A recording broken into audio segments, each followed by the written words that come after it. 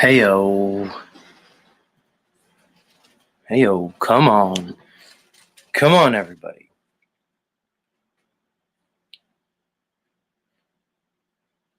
What's going on? Today's some kind of national holiday? I don't know. What is it? July 3rd? What's tomorrow? I don't know. Is everybody off today? Who knows? What do I know? They make up the days anyway, guys. Who knows? Who's here? Come on. Let's do a show, everybody. Let's do a show. Why not? That's right, it's a show. It's a show. Z show.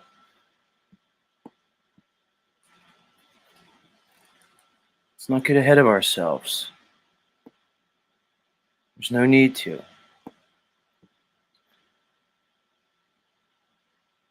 All right, come on. Hi, peoples.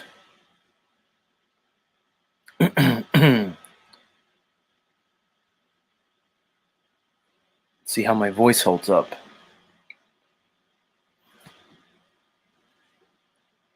Gotta get those vocal folds going.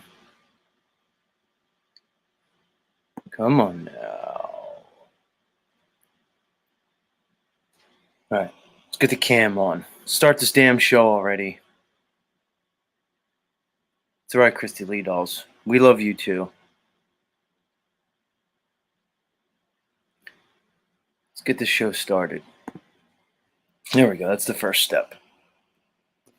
Making sure all the tech works. Because as always, we're doing it live. All right. I'm going to do my opening. I should just pre-record my opening and just play it each morning so I don't have to do it over and over again. Although somehow I don't think that would have the same panache, the same flair. In case anybody was wondering, I warmed my voice up by singing Neil Diamond songs before the show. As I'm brushing my teeth and stuff. Or sometimes I'll sing Waylon Jennings. For any people who like the old 1970s country outlaw music. What do you think, Lou Bass? Do you like Waylon Jennings? For people who don't know Waylon, a lot of people confuse Waylon Jennings for Johnny Cash. When they hear a Waylon song, they're like, is that Johnny Cash? But it doesn't sound quite like him. If you ever hear a song where you think it's Johnny Cash, but it's not, it's probably Waylon Jennings. Those of you may remember the theme song to Dukes of Hazzard. Dukes of Hazzard theme song was sung by one Waylon Jennings. Everybody.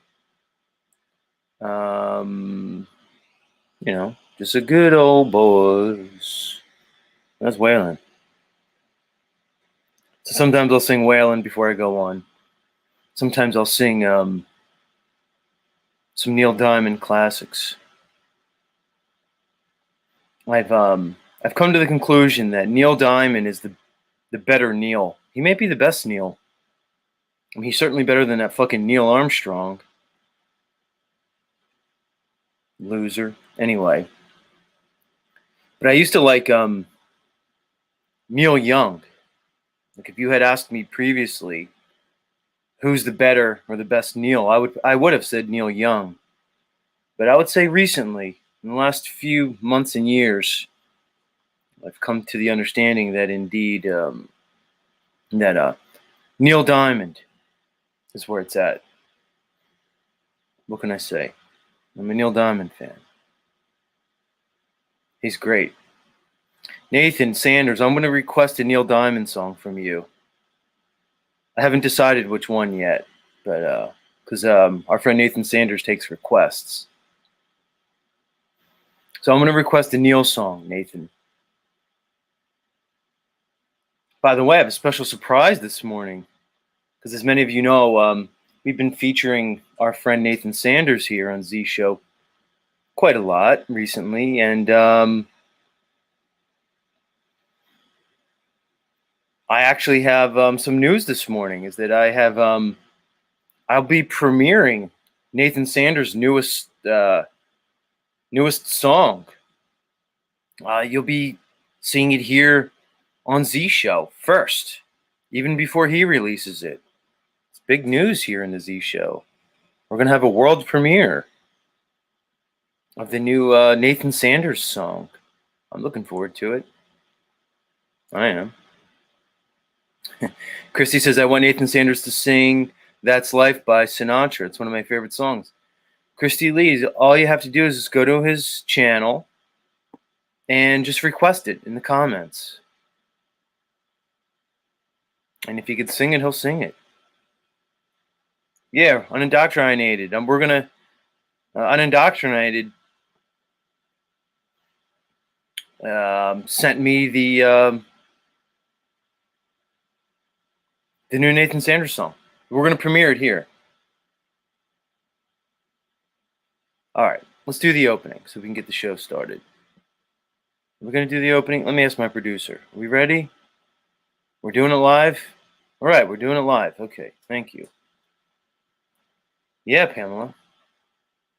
Anyway, Pamela's talking to Occult Rejects in the house. All right. Official Z Show opening in 3, 2, 1. Good morning, everybody. Grand Rising and Grand Approach. Welcome back to the show that never ends. I'm your host, Esoteric Warrior. But my friends call me Z. I think I have friends. Do I have friends? Are you guys my friends? I don't know. We'll have to think about that one. But anyway, you can call me Z. And we're here broadcasting live each and every morning. Around, because you can go around the flat earth, around the earth, to all the known 7 continents, and even the unknown ones. The ones out there in the Pacific Ocean, or in the outer realms beyond the ice wall, where apparently Dave Weiss owns a timeshare. Anyway, Dave, don't forget about your boy Z. I want to hang out in the fucking Iron Republic with you and Santos Bonacci. We know that's where you guys are. They tell us they're in Mexico. I know it looks like Mexico when Dave goes down and visits Santos, but it's the Iron Republic. It might be the land of Mew, I don't know. Or the home of the Anunnaki. Either way. Either way, Dave, call me. Anyway, who's here? We already said hi to Christy Lee Dolls. The Occult Rejects. Up early this morning. Occult Rejects. Pamela Mystical Musings. Undoctrinated. No. No says Louis Armstrong. First black man on the moon. Nice.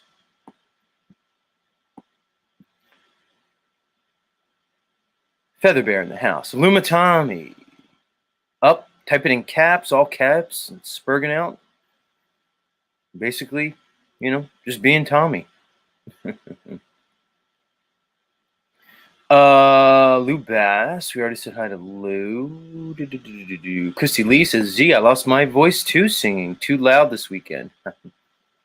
Good for you, Christy Lee. Apparently it's Feather Bear's birthday. Much love, Feather Bear. Mad Mac in the house. Capricorn knee. Solver Mist. Much love, much love. Steve, the HMFIC in the house. Dave Oliver. And Snap Who Snaps.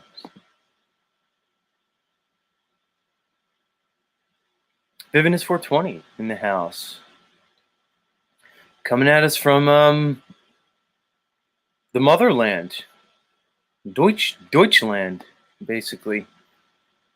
Vivian is 420 is one of those, let's say, superior bloodline people. Apparently. I don't know, that's what they tell me. I mean, I'm not one of them. I'm just kind of like a Guido Dago guy. But Vivian is 420 is one of the Aryans. And she's here. She says, no, not Deutschland, Denmark. But isn't it all kind of like Deutschland? Isn't Deutschland like, doesn't it extend into Denmark and the Netherlands? Aren't you guys all really just Deutsch? I don't know. Maybe she'll help us out. But yes, technically she's from Denmark, which I'm sure is lovely, especially this time of year. Maybe someday I'll make my way over to Europe. I kind of like that whole Northern European vibe. You know, all that stuff. Denmark, Sweden, Norway. I think I can get into that vibe. I think I can get into it. Even Austria. I can go to Austria. I don't know. I've seen The Sound of Music. Austria looks pretty nice. Who knows? But either way, Vivian is 420's here from Denmark. The lovely Vividness. Music holds a secret in the house, and D'Angelo. Oi, oi to you, D'Angelo. Oi, oi. Well, here we are, everybody. It's Moon Day. Here in America, tomorrow is the 4th of July. Independence Day for us. July 4th. So, I don't know if people are off today because it's Monday the 3rd. Like, are people going to work today, like nationally and otherwise, and then off tomorrow? Or did he just give everybody today? I don't know. I don't know how it works anymore. Frankly, I'm not really interested in understanding it.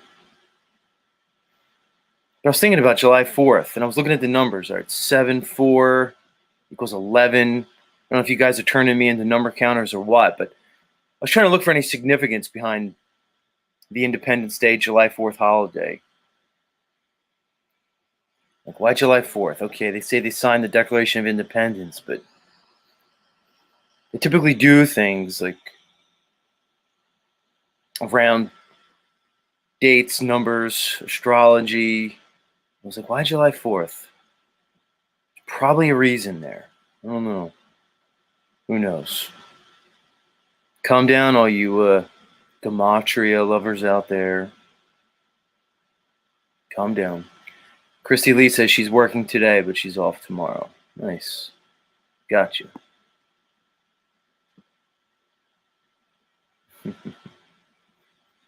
Music holds the secrets is the land of the free and the home of the slave. Yeah, well, it's hard to disagree with.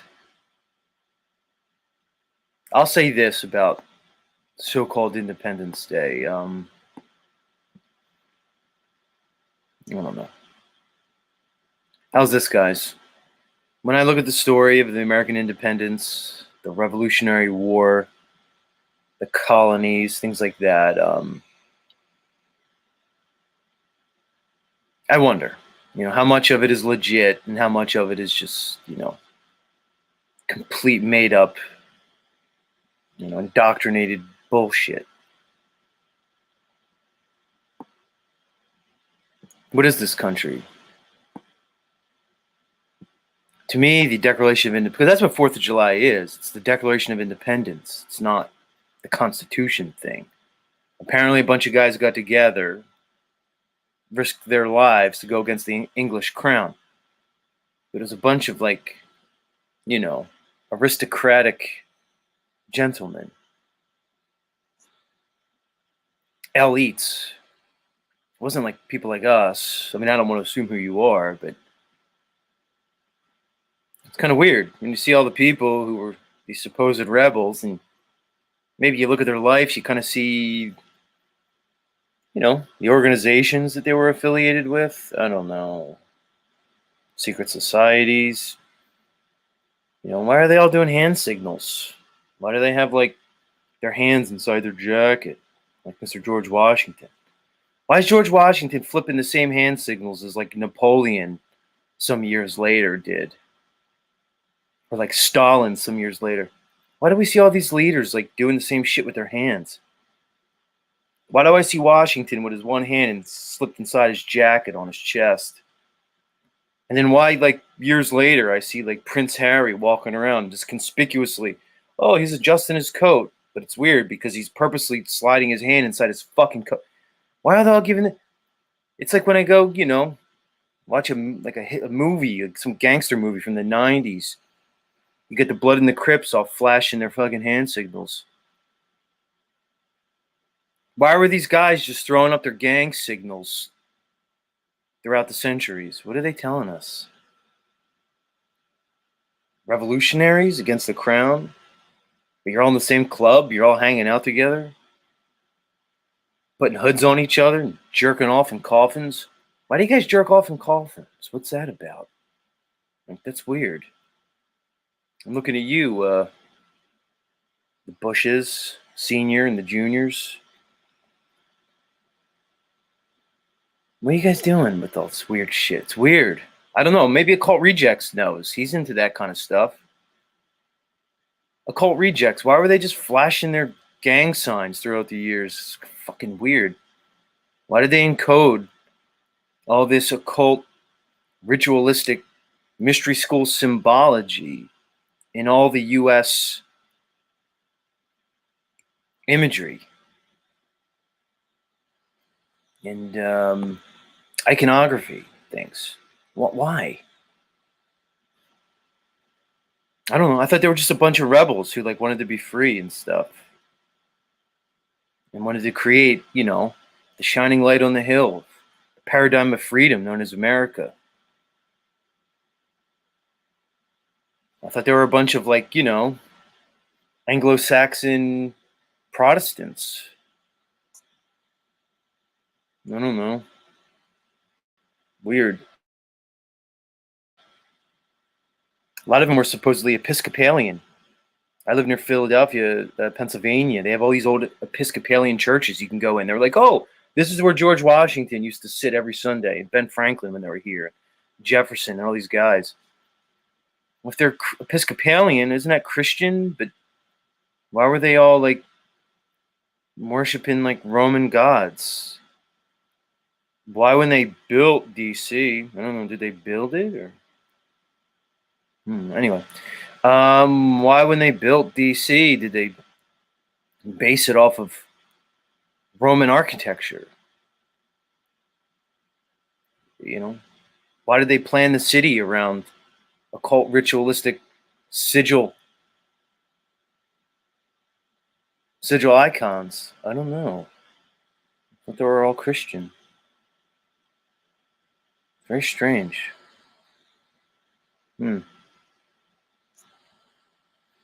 Weird story, guys. But anyway, happy 4th of July tomorrow.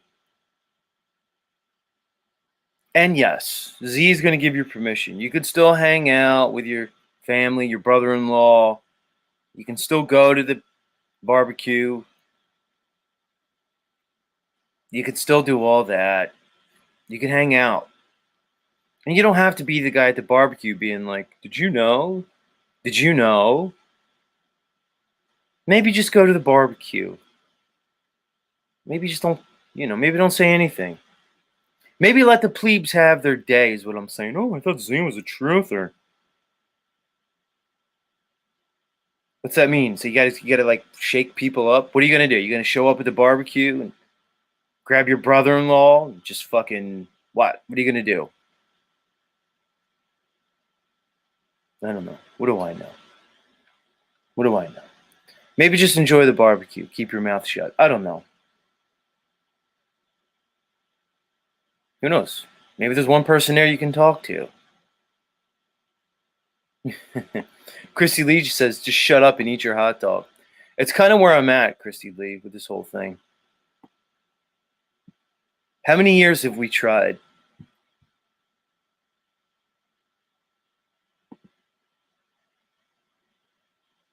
People don't want information given to them or force-fed into their consciousness. They'll reject it anyway. And they'll very likely resent you for it. Oh, so what do we do, Z? What do we do? I don't know. Maybe be yourself. Maybe work on yourself. Be an example to people. Maybe your energy can serve to affect the energy of others. Maybe you don't even have to say anything. I don't know. Just a thought. But what do I know? Who am I?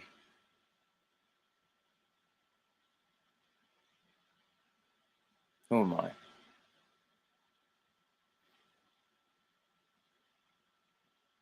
Let's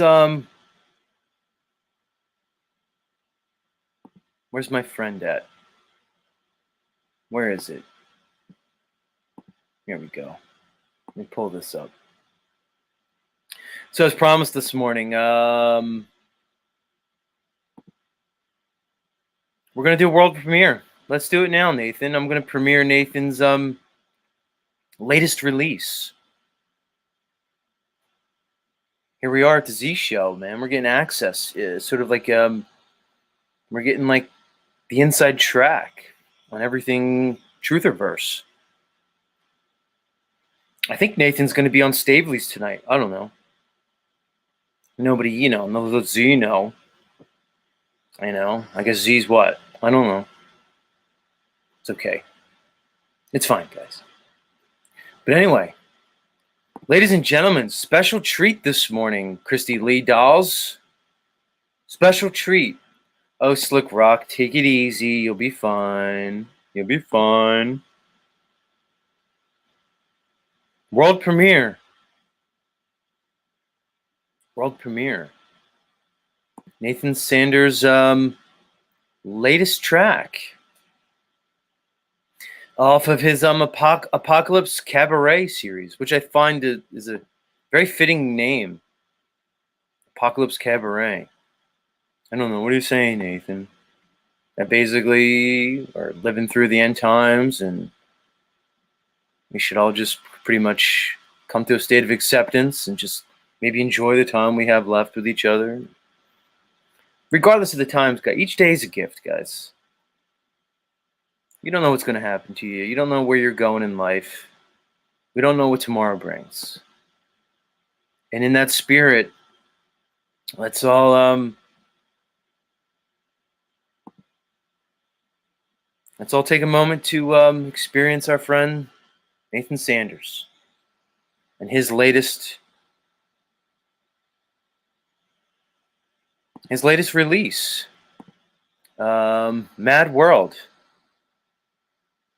Nathan, take it away, brother.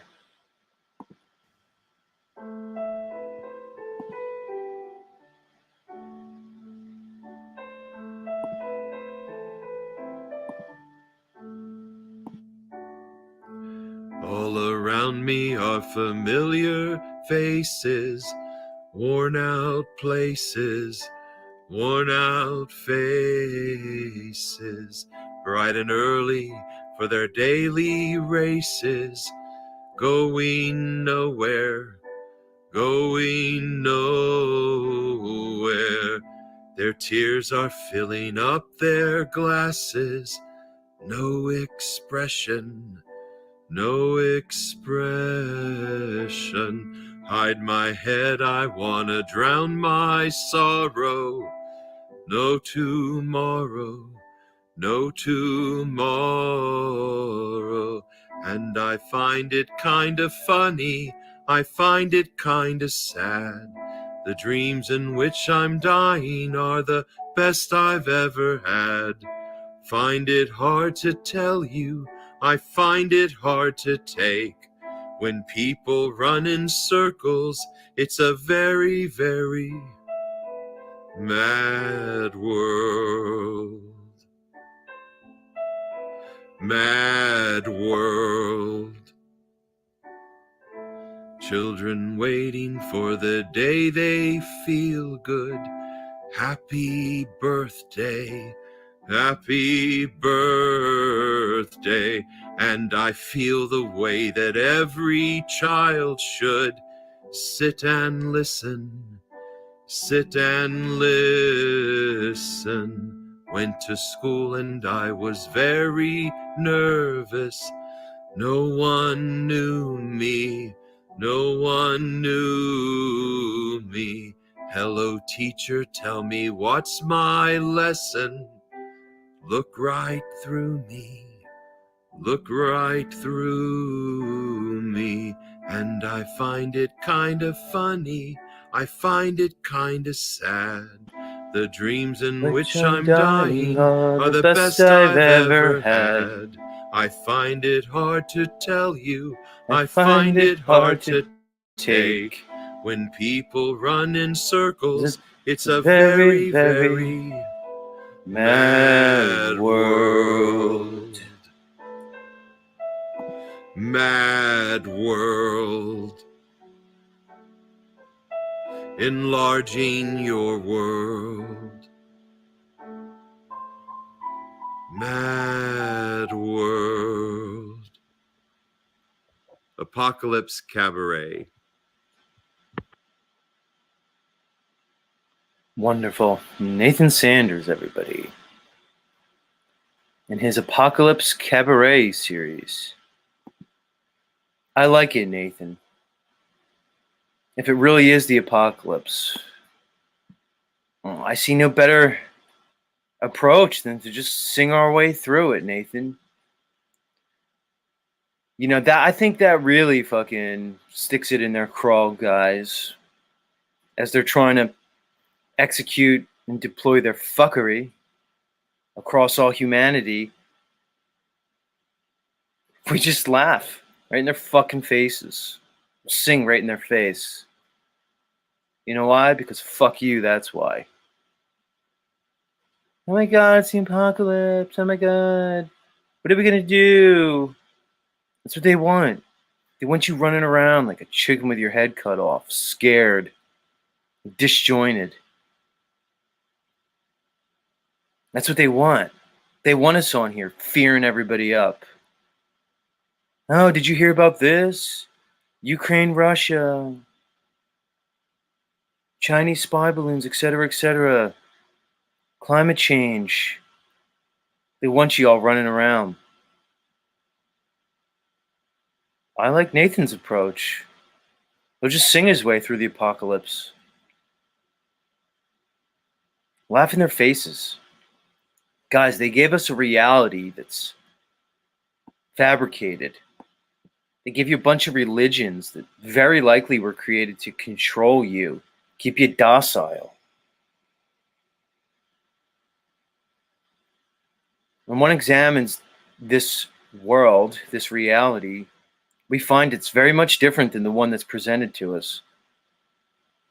There appears to be some very strange creatures and entities that exist in this reality right alongside of us, either below or above our perceptual range, whether it's our hearing, our vision, our sense of touch, proprioception, and otherwise.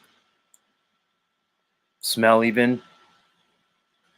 There seems to be a whole slew of characters and entities that share this realm with us.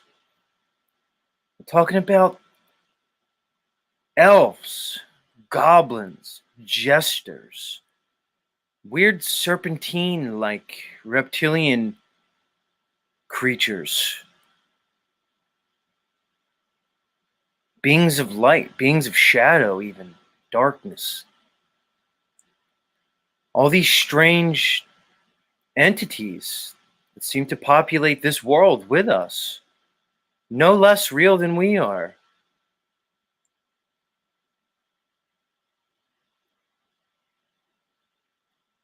In many ways, it appears that they're laughing at us. The archetype of the clown or the jester runs amongst many cultures throughout antiquity and even into present times.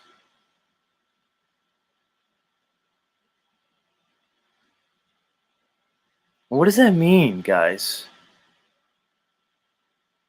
What is this place really? And if their goal is to keep us feared up, scared, and under control, then what's the logical course of action for humanity? It's to do the opposite.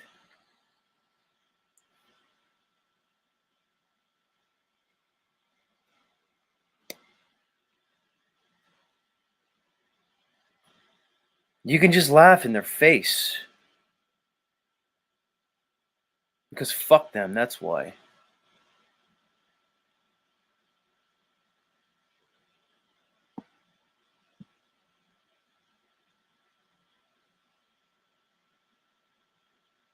Let's get the can back on. I don't want you guys to forget it's me.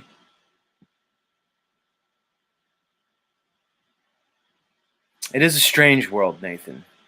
It's a mad world and it's a strange world. There's no doubt about that. Yes, Slick Rock. Fuck them. Like Steve's, fuck them. Right in their face. It's a better way to live, guys. Is your life so sweet?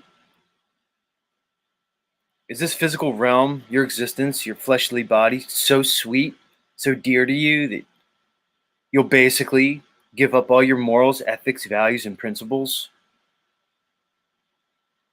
For what? For safety? For security? For earthly security?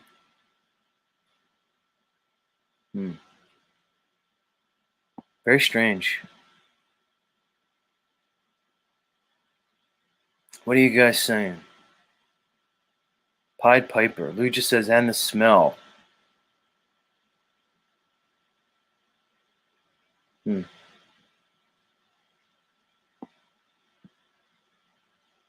Slash Eyes here. Bane Bear's here. Bane Bear says, what's up, legends? I don't know, Bane Bear. You and I need to have a conversation. Because I was thinking about you, Bane Bear. You came up the other morning and you showed us you were going to breakfast at the Waffle House. And I asked you, Bane Bear, what are you going to have for breakfast? And your answer was a hamburger. And I don't know why. That's just so strange to me, dude. The Bane Bear would wake up in the morning, take his shower, because he takes a shower every morning. He lets us know. Sometimes he shows us. Kind of weird, Bane Bear. And I don't know. It's kind of weird that you'd wake up, take a shower, drink coffee, head to Waffle House and get a hamburger for breakfast. That's gross on so many levels, dude. Yeah, Christy Lee, right? Bane Bear. Who the fuck goes to Waffle House for breakfast and gets a hamburger? Secondarily, why does Waffle House serve hamburgers for breakfast? They have the breakfast. What do they just serve? The same shit all day long, like these diners? Are they cooking like on the same grill? Like, do you have like a hamburger cooking on the grill and then a waffle iron right next to it? That's just weird to me. That in the same kitchen at the same time, they're cooking waffles and hamburgers. Now, I get it. I live in Jersey. We have a lot of like Greek diners around here where it's like a 24-hour menu and you get whatever you want. I kind of get that. But Waffle House, it's odd to me, dude. And why a hamburger at Waffle? There's a lot of places you could go to get a hamburger. You chose to go to Waffle House for your hamburger. It's very strange. All right, now, if you're going to get waffles, I think a lot of people like chicken and waffles. I think that's probably a thing. I'd imagine Waffle House has a chicken and waffle menu. Even that's weird, but I can kind of get that. You know, there's a lot of folks, folks like Sly Shy, folks of melanation, that frequent Waffle Houses. All right, Sly Shy, she's down south visiting some of her folks. Maybe Sly Shy wants to hit up a Waffle House and grab some waffles and chicken. Okay. But just a hamburger? You got some splaining to do, Bane Bear. All right, let's see what he says. He says, I got a deluxe burger and a side of 3 scrambled eggs. He ate the eggs first. Interesting. It's almost like a steak and eggs, but with a burger. I don't know. Maybe you could make that work, Bane Bear. Maybe I'm going off the rails here. Just something rubbed me wrong about that. He said they sauteed the bun on the grill and put caramelized onions on it. All right, you're making a good case, dude. You're building a case. I'm starting to see the method now. I don't know. Tristan Laverack says the waffles are for fruit syrup and butter. I agree with that. What I do is I get the syrup and then I put the butter in the syrup and then I heat that up like in a microwave. So the butter melts within the syrup. Then I take that and I drizzle that over the waffles. Or pancake, same thing. And then to me, the fruit can kind of be like on the side. Or, you can top it with like a fruit or like a preserve. Like a jelly or something. I don't know. I kind of get that. Bane versus Z, I challenge you, try it once. You made a fair case, Bane Bear. You made a fair case. When you included the eggs, you kind of made it steak and eggs. I think the bun is what gets me. The bun and it. I don't know. What do I know? YOLO Swaggin says you can put peanut butter and jam on cheeseburgers. That's just wrong. I've seen that before. No. Just no. Guys, there's a point where it just becomes gluttonous and disgusting. There's a point of gluttony that's just, to me, it's inhuman. Inhumane, even. It's kind of like an affront to the creation. To be like, all right, a slaughtered cow that we ground up into this gross ass, meat patty, fucking ground beef meat patty, and put a bunch of shit in there. Then we put a bunch of what? You're going to put peanut butter on that, which is also kind of gross. Peanut butter is kind of gross, guys. I don't know, man. Yeah, peanut butter on the waffle, I can kind of see that. You go start spreading peanut butter on the fucking hamburger. Yeah, I've seen that too, M. Davis, where they use a donut for the hamburger bun. I've seen that. I've seen the donut, like a Krispy Kreme donut, as the bun for the fucking hamburger. There's like, again, it's disgusting. Mateo says 2023, Z still owns a microwave. I don't own a microwave, Mateo. And I haven't had waffles or pancakes in probably years. But I'm just saying, ideally, that's what I would do. Like if I were to eat waffles, that's like ideally what I would do. Yeah, other people are telling Christy Lee dolls that some of that shit's gross. I don't know, guys. I don't even think breakfast is really that good for you. Maybe if you eat like breakfast for lunch, like eating early in the morning, like all that stuff they taught us when we were young. Breakfast is the most important meal of the day, and like they trained us to think you have to get up, do your morning routine, eat your breakfast, then hit the road. All the old movies where you had when you still had mom and dad and the kids, and everybody would sit down at the table. The kids before school, they're all drinking their orange juice, eating their toast and eggs and scrapple. Scrapple's a Philly thing. Sausage and bacon. The husband's sitting down with his white shirt and tie on in the newspaper. The kid, mom's cooking, and you don't need breakfast. It's probably not good for you. You're probably better off just eating in a very short window of time in the middle of the day. 4, maybe a 6 or even 8 hour window where you eat, and that's it. Close it off. You don't have to wake up and eat right away. Tired of it. Stupid. It's really dumb. Casey just says, Dick sounds delicious. Now, I don't know the reference or if you're talking to somebody named Dick Casey, but you just saying Dick sounds delicious just kind of caught my eye. I don't know. Oh, you were talking to Dick Freedom Grower. Gotcha. And of course, Freedom Grower's into, nut butters. He said he stopped most of them, except almond butter. I get that. Almond butter's okay as far as nut butters go. Who knows? I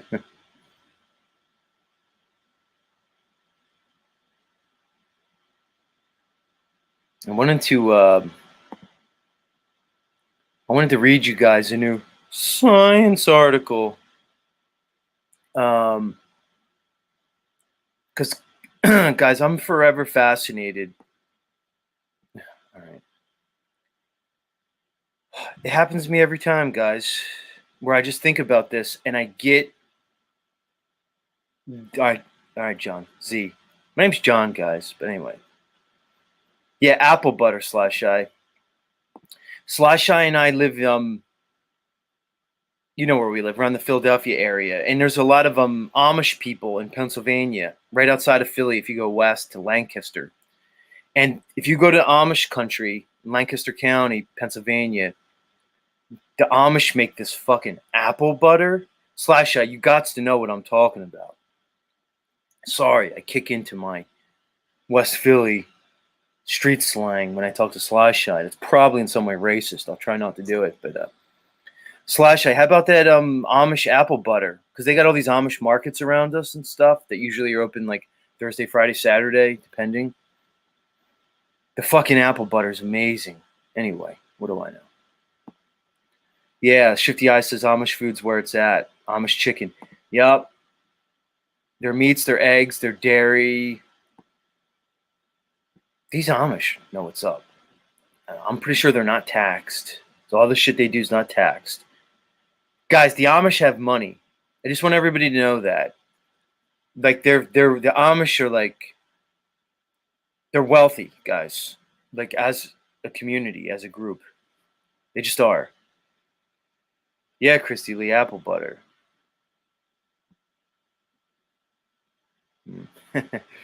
Commercial sound and video says Amish weed. Christy Lee Dolls says she wants to be Amish. How's this, Christy Lee Dolls? Let me just jump all the way out the window and just be completely simp. Why don't Christy Lee, you and I get together? I mean, they tell me you're like a mom and stuff, so you have a kid or two. Why don't you and I get together, Christy Lee? We'll go live with Thunder Chicken and Brianna on that Thunder Chicken little house in the prairie farm, Christy Lee. You say you want to be Amish. We'll just all be Amish. Are you here, Thunder Chicken? You see how the worm turns, everybody? You never know what the day's going to bring. I went from making fun of Thunder Chicken to moving in with him on his Michael Landon little house in the prairie fantasy farm that he's going to have with Brielle, her 4 kids. Christy Lee Doll wants to do it. She says, yes, see. Christy Lee Dolls and I, her little one, we'll get together and we'll go move in with Thunder Chicken and Brielle and her kids on the little house in the prairie farm. We'll make a whole life. We'll make apple butter. We know Thunder Chicken. He's kind of into the cannabis, the cannabi. Maybe we'll make apple butter. We'll make cannabis apple butter. We'll just invent it. Because we know there's cannabis butter, canna butter. Then we'll just take the Amish little house in the prairie vibe, motif. We'll put it together. We'll do apple canna butter. We'll all live happily ever after. I'm painting a picture for us, Christy Lee Dolls. You would like that. She would like it.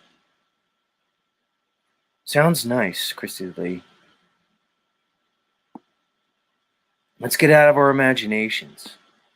See, now I know what happened with Thunder Chicken. He started getting into his imagination. Next thing you know, He's Michael Landon all of a sudden.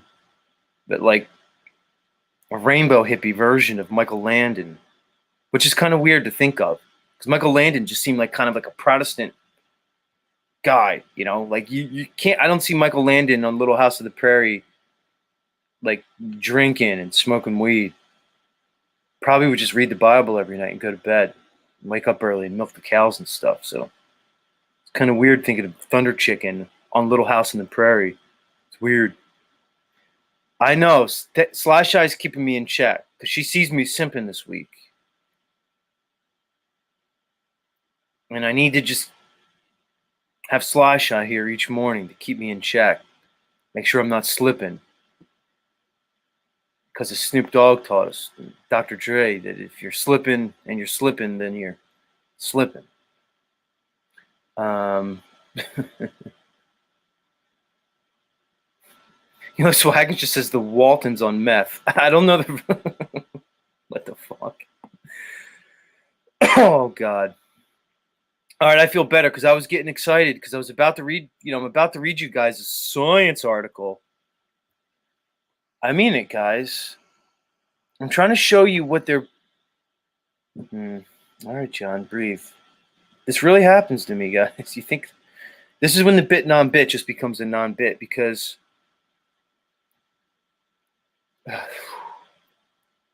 Yeah, Zimpin. Zimpin ain't easy. Landed a blind.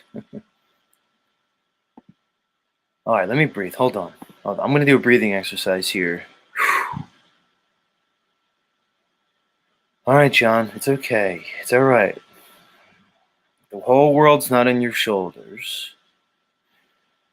You can't change the world. You can only change yourself. If you want to affect the world, the alchemy is affect yourself. The world will follow if they're ready.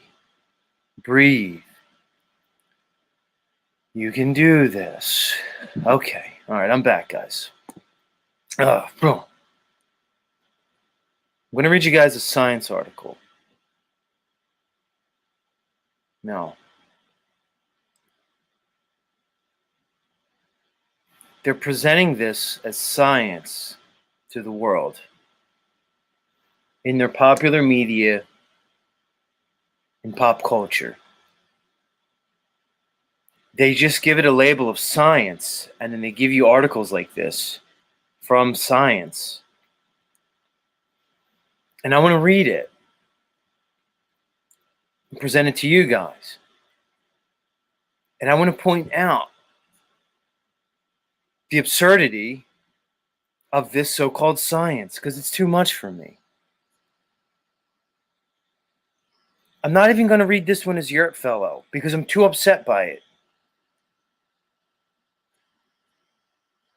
Sometimes it's fun being Yurt. Although I think I need to change my name to Zert because Yurt appears to be upset by my impression of him. He doesn't like it. So I might have to take it from Yurt to Zert. But either way, I'm not even going to do that this morning. I'm just going to read this article because it's upsetting to me. All right, let's get started. This article's from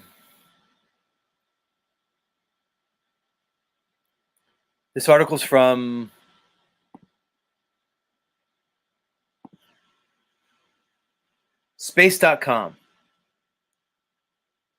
First of all, it's very shillish to me. Just have a site called space.com. Anyway, it's entitled We Have Never Seen Dark Matter and Dark Energy. Why do you think they exist? I just want to point out the trickery, the fuckery, and the programming embedded right in the title. They have to admit that they've never seen, notice they use the word seen, dark matter and dark energy. Why do we think they exist? We know shockingly little about the omnipresent force that makes up 68% of all energy in the universe. See? Then the next sentence, they just posit. They just present it as axiomatic that there is this omnipresent force that makes up 60% of all energy. That's how the trickery works, guys. That's how they blend in the half-truth with the truth to trick you. Because they just say, we know shockingly little about the omnipresent force that makes up, because they're going to tell you they know little about it, but they're just going to assume that it exists. And that dark energy and dark matter actually make up 68% of all energy in the universe. All right, let's get started with the article. Scientists think that only about 5% of the stuff that makes up the universe is known to us.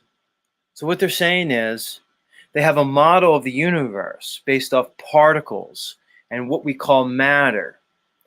But when they apply math to the model, they realize that it's so off that they can say that only 5% of what we can actually, what's demonstrable, 5% of demonstrable, quote unquote, matter is what makes up the universe, because the math is so far off. Let's continue. Yes, you're reading that right. Cosmological models show that invisible energy and matter must make up a combined 95% of the universe for it to work according to existing theories. Guys, they're saying it, not me. I'm going to read it again. I'm going to try to be calm because it's very upsetting for me. I'm going to read it again, guys. Yes, you're reading that right. Cosmological models show that invisible energy and matter must make up a combined 95% of the universe for it to work according to existing theories. So what they're saying is, based on their existing theories of the cosmos, what they're calling their cosmological model, that means the theory they're giving you guys, that means the theory of a solar system, a theory of planets orbiting around a sun, moons orbiting around those planets, suns moving through galaxies, which are orbiting around some supposed dark rift or center of the universe. What they're telling us is, based on that cosmological model that I just basically explained, the math, when math is applied to this, which is basically a gravitational model, they find that it's so far off that they have to add in an unproven, non-demonstrable energy that they're calling dark energy or dark matter for it to work. So much so that 95% of that energy is this non-demonstrable, unproven, and completely theoretical dark matter. Here's my point. Typically, if you're really to use the scientific method and the principles of objectivity, if one posited a model that when the maths were applied to it was 95% wrong, logically one would then disregard the model and try to build a new one. But what do? No, they just tell you that of course the model's true, because of course it has to be, because we have pictures from space. We went to the moon. We have satellites that exist 1,000 miles away, like the Webb telescope, the James Webb telescope, that we're going to say existed at perfect Lagrange zones 1,000,000 miles away. And then we have probes going to the sun, Venus, Mars, and out into deep space and otherwise. So because we already know it, the model has to be true, and therefore this must be this dark energy. Do you see the faulty logic here, how it doesn't build? Because we can't prove that we went to the moon. We can't prove, based off science, applied physical science, that we have satellites in space and a probe to the fucking sun, and we know how big Venus and we know how big Mars are. Those things are not provable. And this is the fuckery, guys. It is epic fuckery, D'Angelo. This is the fuckery I'm trying to explain to you guys. Oh, I'm hoping this gets through to somebody. Let's continue. I'm trying to keep it together, guys. This is probably the one thing that really gets me in my feelers. Anyway, let me continue. The invisible part of the universe consists of two components, dark energy and dark matter. The latter is somewhat less mysterious, and scientists are fairly certain it exists. The rules of gravity simply wouldn't work without it. Do you see the logical fallacy, the inversion? The rules of gravity wouldn't exist without it. So then it has to exist, is what they're telling you. This is what they're presenting as science. They're telling you that dark matter has to exist because gravity wouldn't work without it, even though there's no proof of gravity. Welcome to the fuckery. Only a population that has been indoctrinated, trained, and conditioned out of their God-given divine and sovereign logic and reason would be able to believe this bullshit. Because it strains even the simplest intrinsic logic that I believe everybody has. It's actually so unbelievable that this is where we are. This is the state of man. So much so that when you present this information to the average normie, they will reject it outright because of their conditioning. This is almost hard for me to read. I'm going to try to continue. Galaxies as we see them, wouldn't have been able to assemble to their current sizes in the time they've had since the Big Bang if visible matter was all there was. Do you understand, guys? They're just telling you that we made a theory about galaxies and Big Bangs and the timeline, and that of course that theory's right because we're in space and exploring it, so it has to be. Therefore, there has to be visible matter. Let's continue. In fact, many galaxies wouldn't even hold together as they do if the gravity of visible matter was the only force pulling them together. Europe's new space telescope, Euclid, will attempt to map the invisible stuff, but what it's finding doesn't fit expectations. A lot is at stake, including Einstein's fame and widely accepted theory of general relativity. I keep telling you guys over and over again that they keep basing their theory of gravity on Einstein's 1915 accepted, quote unquote, theory of general relativity, which is based on the bending and warping of space-time, which again is non-demonstrable. You can't show space and time bending. They just keep saying it over and over and over again. And what they're trying to do, it's like a clown show. It's like a clown on a high wire, on a unicycle, juggling, trying to hold together this insane, non-demonstrable, completely unproven theory of general relativity. And all they're doing, guys, is giving you a bunch of bullshit using fallacious logic to try to piece together an understanding of this unproven theoretical science, basically pseudoscience, called gravity and general relativity. If you guys can't see the fuckery by now, I don't know what to do with you.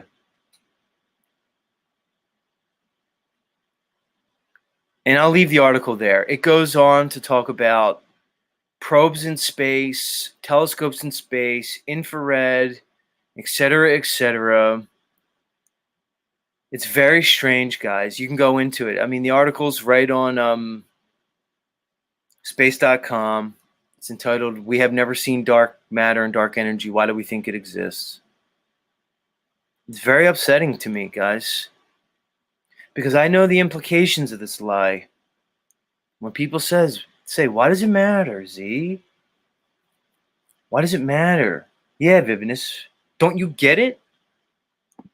Exactly. They don't get it. Don't you get it?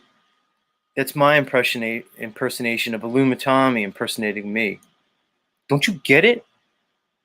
Clip that one, Illumitami. That's for you.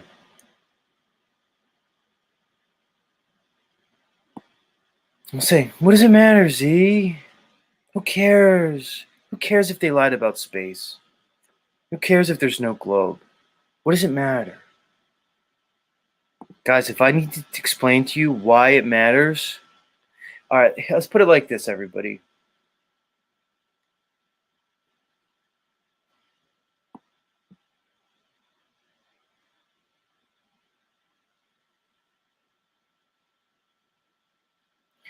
Like Mr. Miyagi says, unless you're a rocket science or a butthurt boy, who cares what theories they write on paper? See, Mr. Miyagi, you're the problem, dude. You're the guy who comes here every morning. You can't stop listening to me. You're fucking addicted to me. You make your little comments every morning. You're the guy that's the problem, Mr. Miyagi, because you say, who cares? As I'm saying it, you're the fucking moron who's writing it, dude. Dumb fuck. Who cares? Just because you're not intelligent enough, Mr. Miyagi, or you're of such low consciousness that you don't know why it matters and you can't even conjecture why it matters, I can't help you, dude. But hey, at least you're here every morning listening, dude. At least you're here. Maybe one day it'll sink in, dude. Or maybe it is sinking in and your cog dis is kicking in. So you're just going to be a drone of the system. So you're just going to give the fucking indoctrinated response. Who cares? You don't have a rocket ship. You can't go to fake Narnia space. So how do you know if it's flat or spherical? This is the problem, guys. They have us conditioned to say, what does it matter?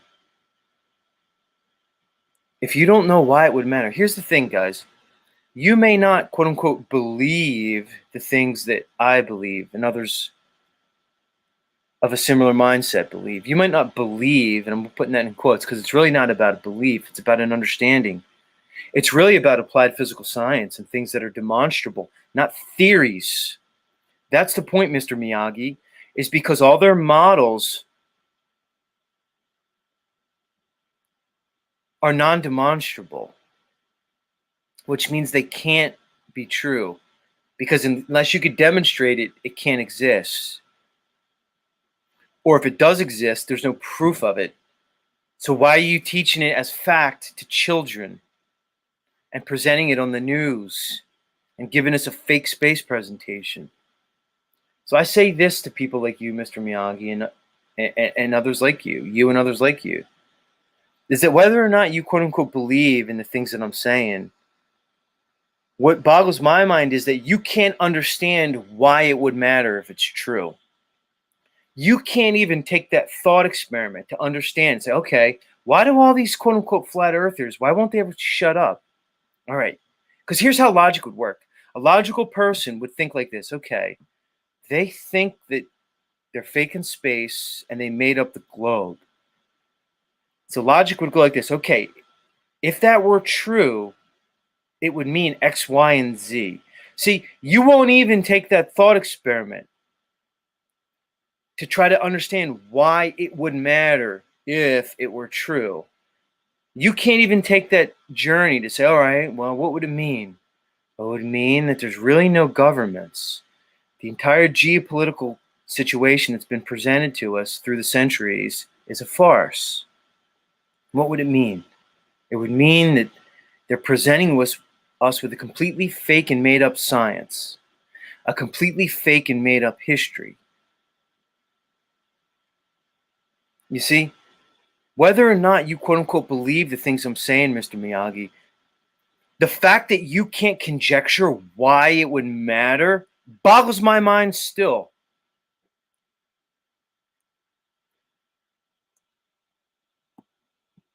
And you said it again. It's almost like you're not even listening to me, dude. Guys, can you help this dumb fuck out? He says to me, tell me, Z, how does the shape of the earth affect your everyday life? I'm almost about to shut the stream down if you want to know the truth, because that's how fucking pissed I am. I'm not pissed at you, Miyagi. I'm pissed at this because this is the state of the world. That you just, as I'm telling you why it would affect you, you say to me, how does the shape of the earth affect your everyday life? I almost want to ban you. I'm playing a song. Dick, tell me, Dick, Freedom Grower, why should I not shut the stream down right now? That's how fucking mad I am. I almost don't even want to come on and talk to you people anymore when I realize what we're up against. Because, Mr. Miyagi, you could be here every single morning, dude. Why are you here every morning, dude? And you'll still say that to me. Tell me, how does the shape of the earth affect your everyday life? Who's here? Rose, are you here, Rose? Rose, I'm looking at Rose 777. It's like a life preserver in a sea of insanity that I'm in. Are you here, Rose? Please help me.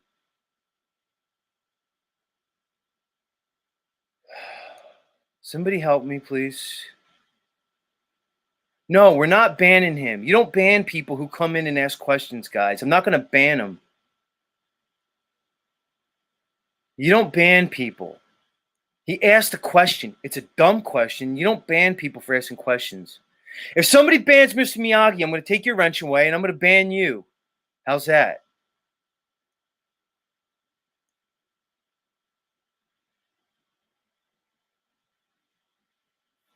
Matzilla says, Z, your discourse is important to me. I might be going mad without chats like this. And I appreciate that, Matzilla. It's one of the reasons why I'm here. Dick says, bring that idiot up and roast him. I mean, have a nice conversation with him. He never comes up, Dick.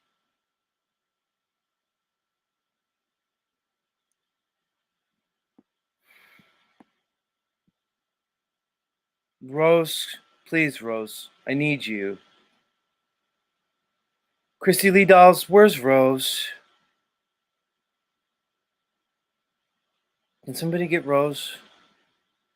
I'm having a meltdown.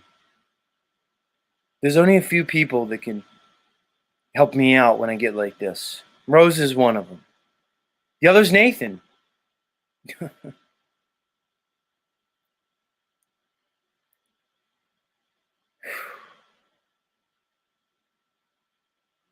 I'm playing Nathan.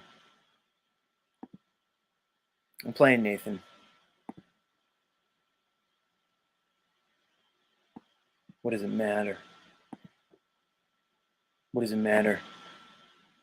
You can't look at the world around you and see what does it matter? That they're giving you a fake science?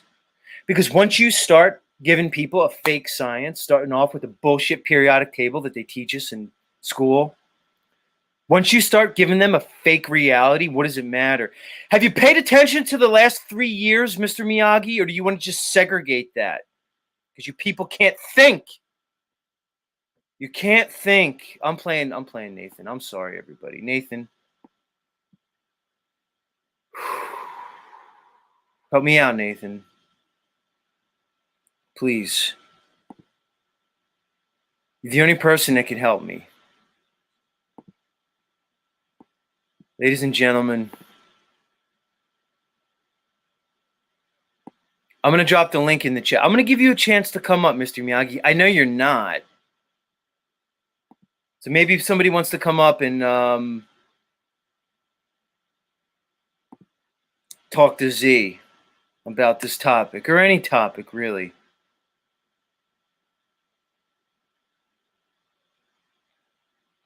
Links in the chat. In the meantime, we're going to listen to Nathan. Much love, everybody. Much love. Nathan, please, Nathan, help us out this morning. Take it away, my friend. This is for the two Barbaras.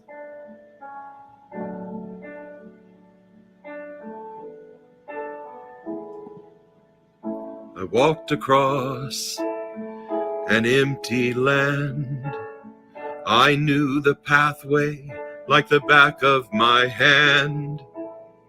I felt the earth beneath my feet, sat by the river, and it made me complete. Oh, simple thing, where have you gone? I'm getting old and I need something to rely on. So tell me when you're gonna let me in. I'm getting tired and I need somewhere to begin. I came across a fallen tree. I felt the branches of it looking at me. Is this the place we used to love? Is this the place that I've been dreaming of? Oh, simple thing, where have you gone? I'm getting old and I need something to rely on. So tell me when you're gonna let me in. I'm getting tired and I need somewhere to begin. And if you have a minute, why don't we go and talk about it somewhere only we know? This could be the end of everything, so why don't we go somewhere only we know? Somewhere only we know. Oh, simple thing, where have you gone? I'm getting old and I need something to rely on. So tell me when you're gonna let me in. I'm getting tired and I need somewhere to begin. And if you have a minute, why don't we go and talk about it somewhere only we know? This could be the end of everything, so why don't we go somewhere only we know? Apocalypse Cabaret.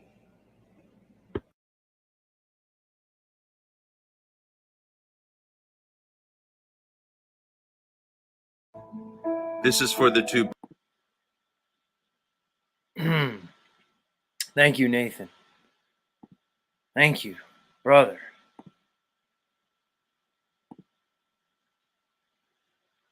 My Lord, everybody. My Lord.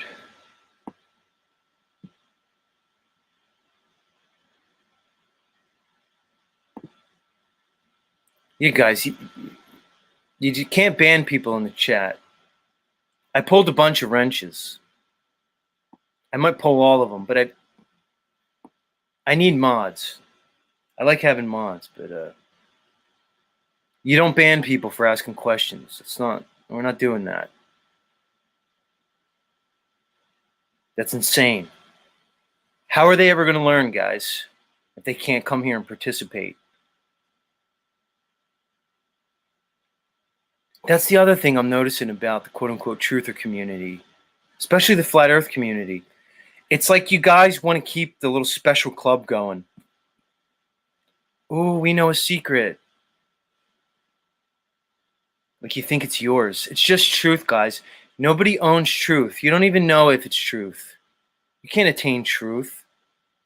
Hashtag truthers. Everybody needs to stop. Calm down. I have Morgan in the back. Morgan, I see you back there.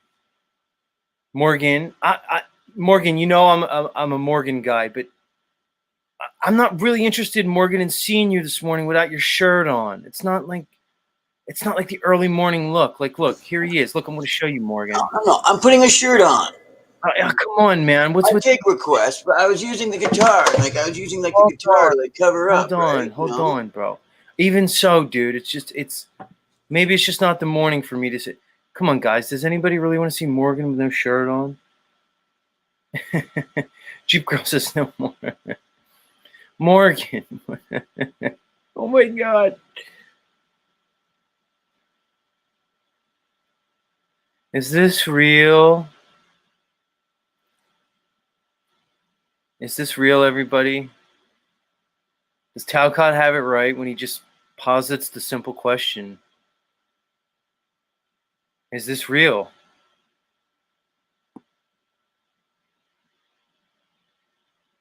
I wonder. All right, Morgan put his shirt on.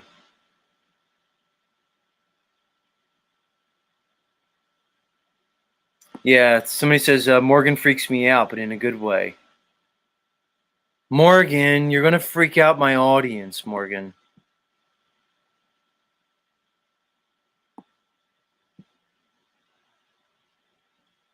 Yeah, Mr. Miyagi, you just want to keep saying things and pulling out of your ass. Where he says, out of your ass, he says, I didn't learn about flat Earth like most in 2015.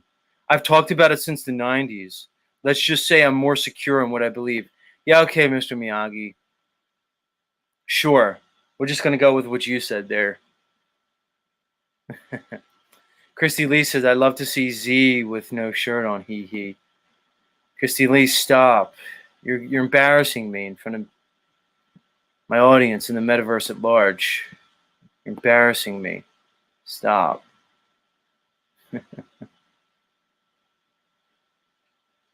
Morgan! Oh, I got little Tommy. But let me let Tommy up first. Talk about a choice between the lesser of two evils.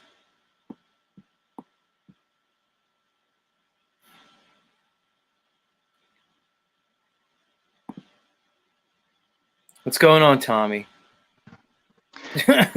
Preparing for the next plague, Z. Oh my god. Tommy, I picture you wearing that mask when you're let's say spending time in bathroom airports with lady boys. I could imagine that's the mask you'd be wearing during those experiences. Who knows? This is the mask I'm going to wear in airports when people are stranded there and can't leave. It must be examined for processing. Oh my god. Ladies and gentlemen, as if Tommy couldn't be any creepier, I think he's upped his game a little bit. Oh my god. That I have, Z. Every time they strike my filters down, I come back more powerful. We've got Yurt Fellow here today, you know. Oh, Yurt's here. I don't know. Maybe he could be. Yurt. Yurt doesn't like my impression of him. He's No, I have Yurt. Hostage in the back. Where is he? Can we talk to Yurt? I mean, if he's there. Say the word. Give me like a minute. Give me 45 seconds. All right, go ahead. I'll let up Morgan in the meantime. Morgan, you scare my audience. What am I gonna do with you, Morgan? Well, I mean,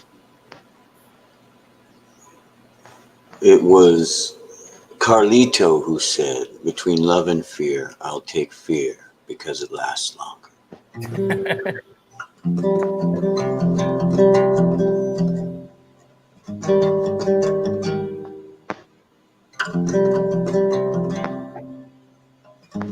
I love you, Morgan, but I'll bring you up later. Good. Play to yourself in the back. I can't do it this morning. Don't get butthurt, Morgan. Or do. I don't care. Unindoctrinated, help me out, man. Somebody, say something that's going to bring me back to sanity. Please. Yolo says, this is the power of meth. Meth squared. It's a Z show.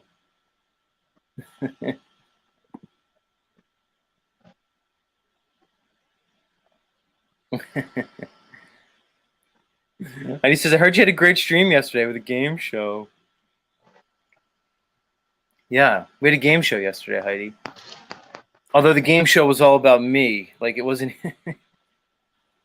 we asked the hard-hitting questions, what does Z put in his coffee?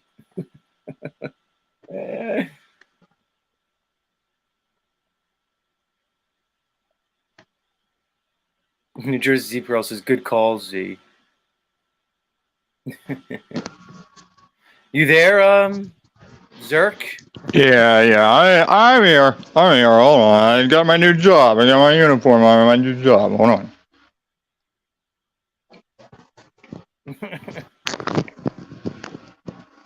Where's Zerk? I might be a little creepy looking.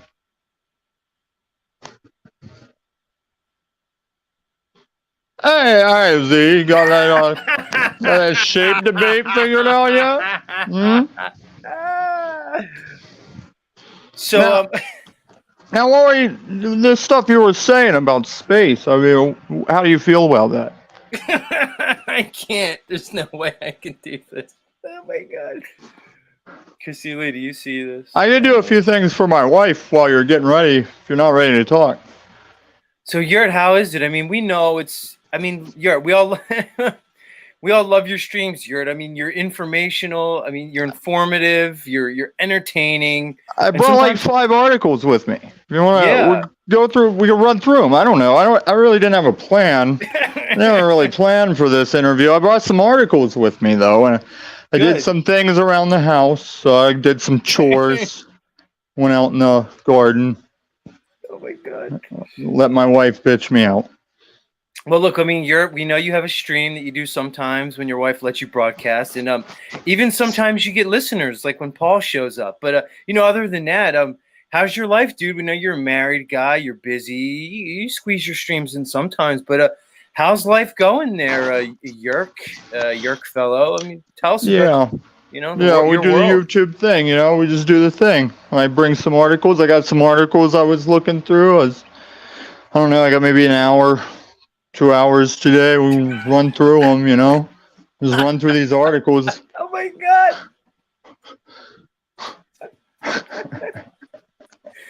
What are you laughing at here? Just glad we're getting along again, Z. I'm glad you're coming around.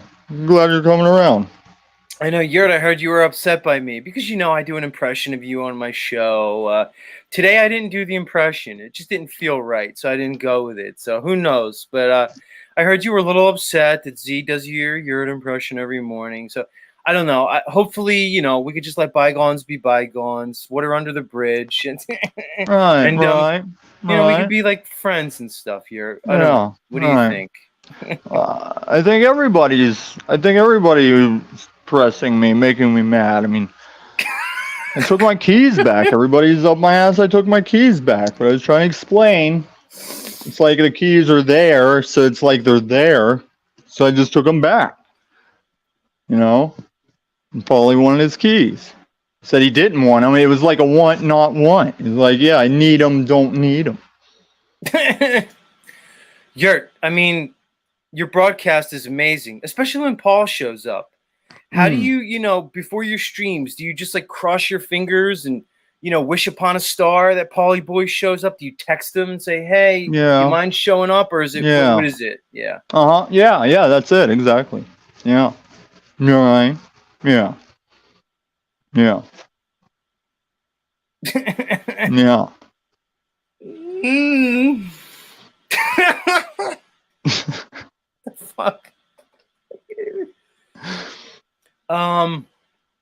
Yurt, they told me that you started broadcasting and I guess your name was derived from the original name of your channel was In a Yurt with Books. What happened to the Yurt? Do you still have it? Did you like fold it up and put it in your attic? Like where's your Yurt? Is that still a thing? Like No, I deleted it, so I don't have it. That guy doesn't. No. Me and Moose kind of had like a blood pact channel deletion. We both shot each other's channels in the head so we could not commit suicide. I gotta get rid of them. Oh my god. I almost can't. Oh my god. What is this place? Is this real, everybody? Is this fucking real? What a strange world. It's a mad world, like Nathan Sanders. Morgan, oh God. Guys, all right, chat, help me out. Please, chat. Help me out, chat. What do I do with Morgan? I love Morgan. But how am I going to have Morgan up here just being Morgan? Morgan, you consistently call for like murder and genocide. like Morgan's whole thing is like, pretty much biblical, like apocalyptic destruction. Like that's Morgan's whole shtick. It's like Sodom and Gomorrah, like hand of God, righteous wrath of God. What am I going to do with that? Ruled by Saturn said, "Who's Morgan?" This is Morgan. Bro, he's this guy right here. Morgan. This is him. Exactly. Well, somebody would say, how do you deal with getting persecuted each day? And no matter what, I come to one answer each time: peace and love. It's that I feel guilty personally if I just feel I'm ignoring the pain and the people that I know that are also being persecuted in the world, even when I'm already on a trajectory of doing what I know is right and speaking out for not only myself, but them directly. So even so, when I'm frustrated, but I've begun doing the things like each day. Morgan, are you doing the things that you need to do today to let people know that you and your neighbors need help, but are being helped by God, but we're still being persecuted? Meaning, look, nobody's twisting my arm right now. And I have an awesome morning coming in where I'm smiling. I'm not full of hate this morning, but that's a choice. I could this morning, just as soon as a half an hour ago, I wanted to be negative for the high, to kick my heart into high gear and feel a testosterone and a power rush.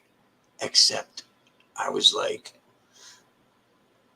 I had to just go to the washroom. So anyway, I went to the washroom, and when I came back, I felt a lot better and more relieved, because that's a very true fact. So that's a little bit of honesty this morning from me. I actually was just full of shit. And after I had my movement, I felt a lot better.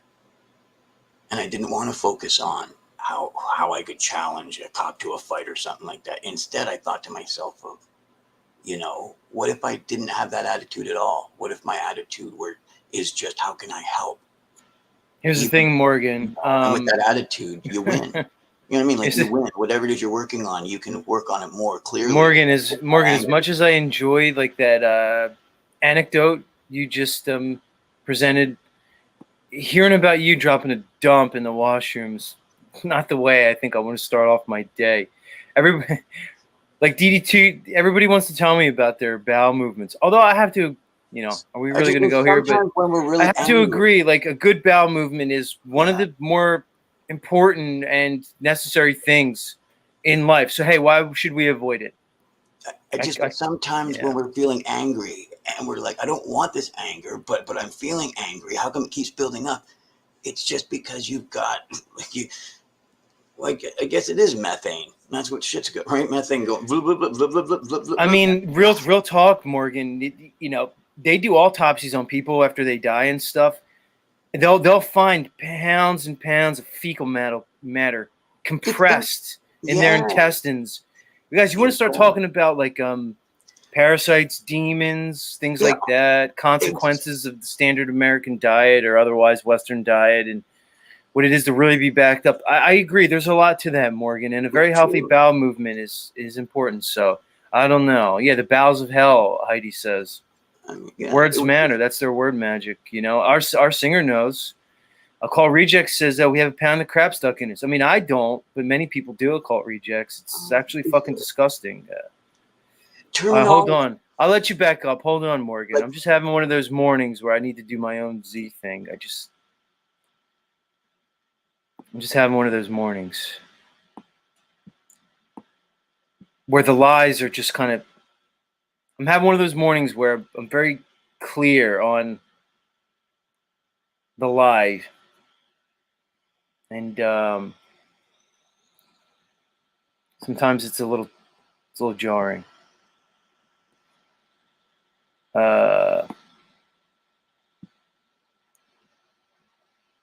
else is backstage? Who's this? I'm going to bring you up. It's Austin. Is it? Hey, he's. Hey, Z. Is this Austin Murphy? Yeah, Z. Yeah, I just had a few questions. Oh my god! Like, Like, how can space be? You know, like how can it be? Like, everybody that thinks there's space is a fucking moron. I fucking give up on trying to convince. Like, how can it space? How? Z, tell me, how can space? Oh my god. You tell me I don't. One time there was a shirt in my house. I don't know how it got there. Austin Murphy, nice to be. A lot of people know. Hey, I don't know Z. if everybody knows. It's you're a member of the community. You're a flat earther, and but you seem Anybody to who's struggle. not a flat earther is a fucking moron. Like, how can space be? I have tattoos of space. How? I know that these stars on my arm aren't stars in the sky that are angels telling me that my mom's okay.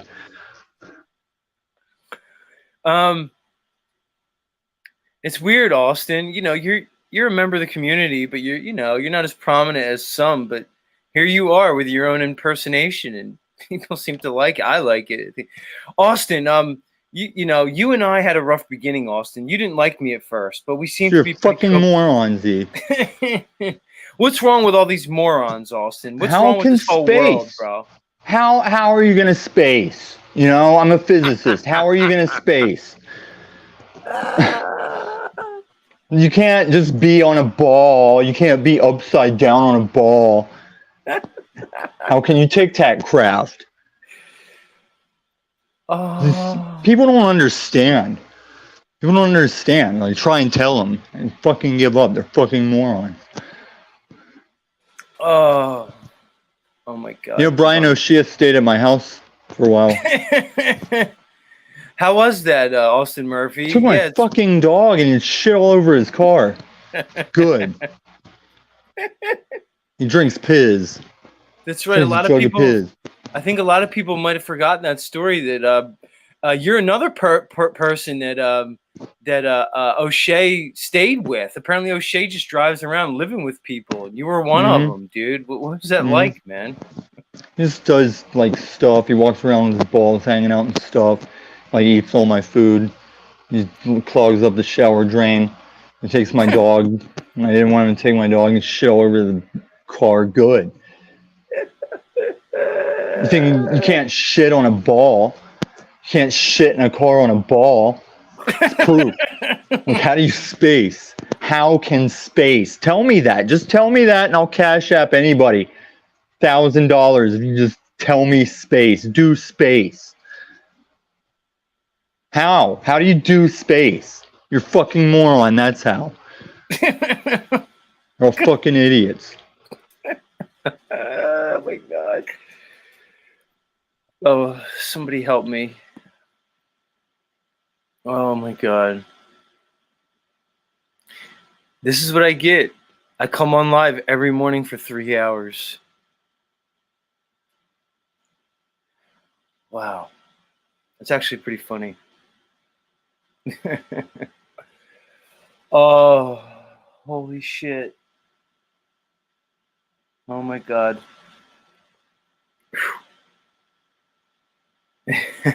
Jackie Fox says Tommy's brilliant.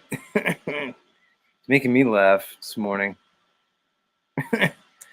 Who the fuck ever would come up with an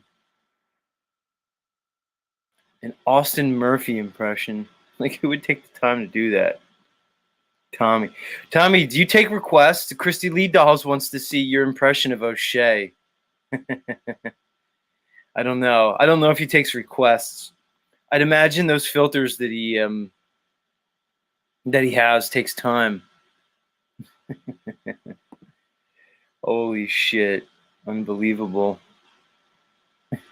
Right, our singer. That's maybe the better question. Who would want to? Like, who would take the time to do a random Austin Murphy impression? Like who would do that? What else you got back there, Tommy? Who else you want to bring up? Unbelievable. Yeah. They want to see O'Shea, Tommy. The crowd wants O'Shea. What a weirdo. Unbelievable.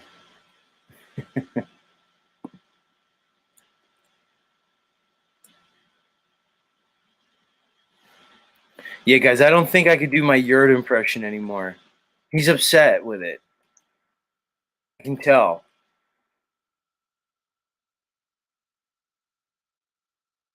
He's upset with the Tommy, Dick Freedom Grower wants to know if you do a Talcott impression. Unbelievable. Let's speaking about Talcott, let me play my Talcott clip.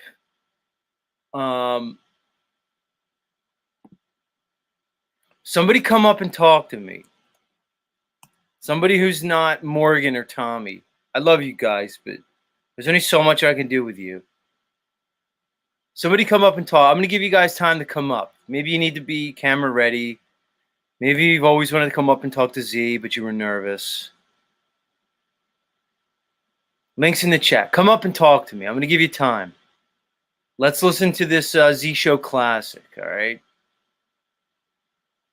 In the meantime, this was brought to us by our good friend Talcott Clip Collection. And for those of you who haven't seen it, or those of you who have, it's your friend, me, Zetetic Warrior, and our friend Jack Talcott doing our best rendition of the classic final courtroom scene in the movie A Few Good Men. Anyway, take it away, Z and Talcott.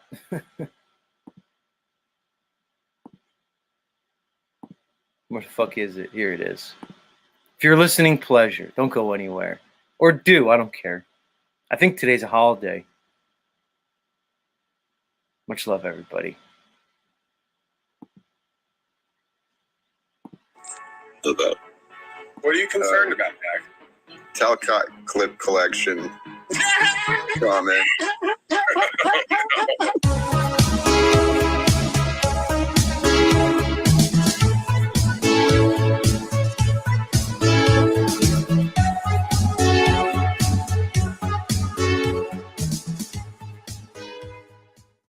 Colonel, the 6 a.m. flight, was that the first one off the base? Yes. There wasn't a flight that left 7 hours earlier and landed at Andrews Air Force Base at 2 a.m.? Lieutenant, I think we've covered this, haven't we? I'll be calling Airman Cecil O'Malley and Airman Anthony Perez. They were working the ground crew at Andrews at 2 a.m. on the 7th. Your Honor, these men weren't on the list. Rebuttal witnesses, Your Honor, are called specifically to refute testimony offered under direct examination. I'll allow the witnesses. This is ridiculous. Colonel, a moment ago... Check the tower logs, for Christ's sake. We'll get to the airman in just a minute, sir. A moment ago, said that you ordered Kendrick to order his men not to touch Santiago. That's right. And Kendrick was clear on what you wanted? Crystal. Any chance Kendrick ignored the order? Ignored the order? Any chance he forgot about it? No. Any chance Kendrick left your office and said, the old man's wrong? No. When Kendrick spoke to the platoon and ordered them not to touch Santiago, any chance they ignored him? Have you ever spent time in an infantry unit, son? No, sir. Ever served in a forward area? No, sir. Ever put your life in another man's hands? Ask him to put his life in yours? No, sir. We follow orders, son. We follow orders or people die. It's that simple. Are we clear? Yes, sir. Are we clear? Crystal. Just one more question before I call Airman O'Malley and Airman Perez. If you gave an order that Santiago wasn't to be touched, then why would he be in danger? Why would it be necessary to transfer him off base? Private Santiago was a substandard Marine. He was being transferred off the base because... You said he was being transferred because he was in grave danger. Yes, that's correct, but... You said he was in danger. I said grave danger, and you said... Hey, dumbass! I can have the court reporter read back your... I know what I said. I don't need it read back to me like I'm a damn... Then why the 2 orders, Colonel? Why did you... Sometimes men take matters into their own hands. No, sir. You made it clear just a moment ago that Your men never take matters into their own hands. Your men follow orders or people die. So Santiago shouldn't have been in any danger at all. Should he have, Colonel? You're a fucking dumbass. Your Honor, I'd like to ask for a recess. I'd like an answer to the question, Judge. The court will wait for an answer. If Kendrick told his men that Santiago wasn't to be touched, then why did he have to be transferred, Colonel?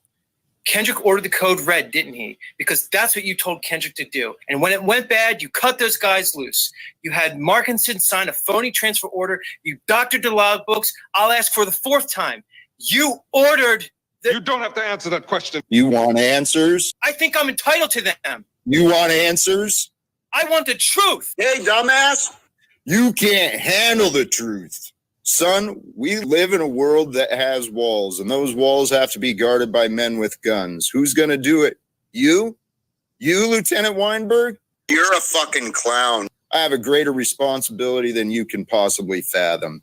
You weep for Santiago and you curse the Marines. You have that luxury. You have the luxury of not knowing what I know, that Santiago's death, while tragic, probably saved lives. And my existence, while grotesque and incomprehensible to you, saves lives. You don't want the truth because deep down in places you don't talk about at parties, you want me on that wall. You need me there. We use words like honor, code, loyalty. We use these words as a backbone to a life spent defending something. You use them as a punchline. I have neither the time nor the inclination to explain myself to a man who rises and sleeps under the blanket of the very freedom I provide, then questions the manner in which I provide it. I'd prefer you just said thank you and went on your way. Otherwise, I suggest you pick up a weapon and stand a post. Either way, I don't give a damn what you think you're entitled to. Dumbass. Did you order the code red? I did the job you sent me to do. Did you order the code red? You're goddamn right I did.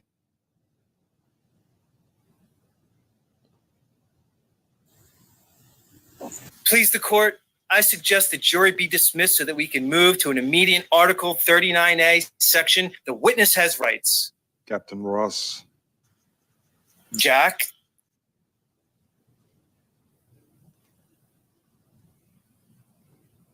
The members of the court will retire to an anteroom until further instructed. All rise.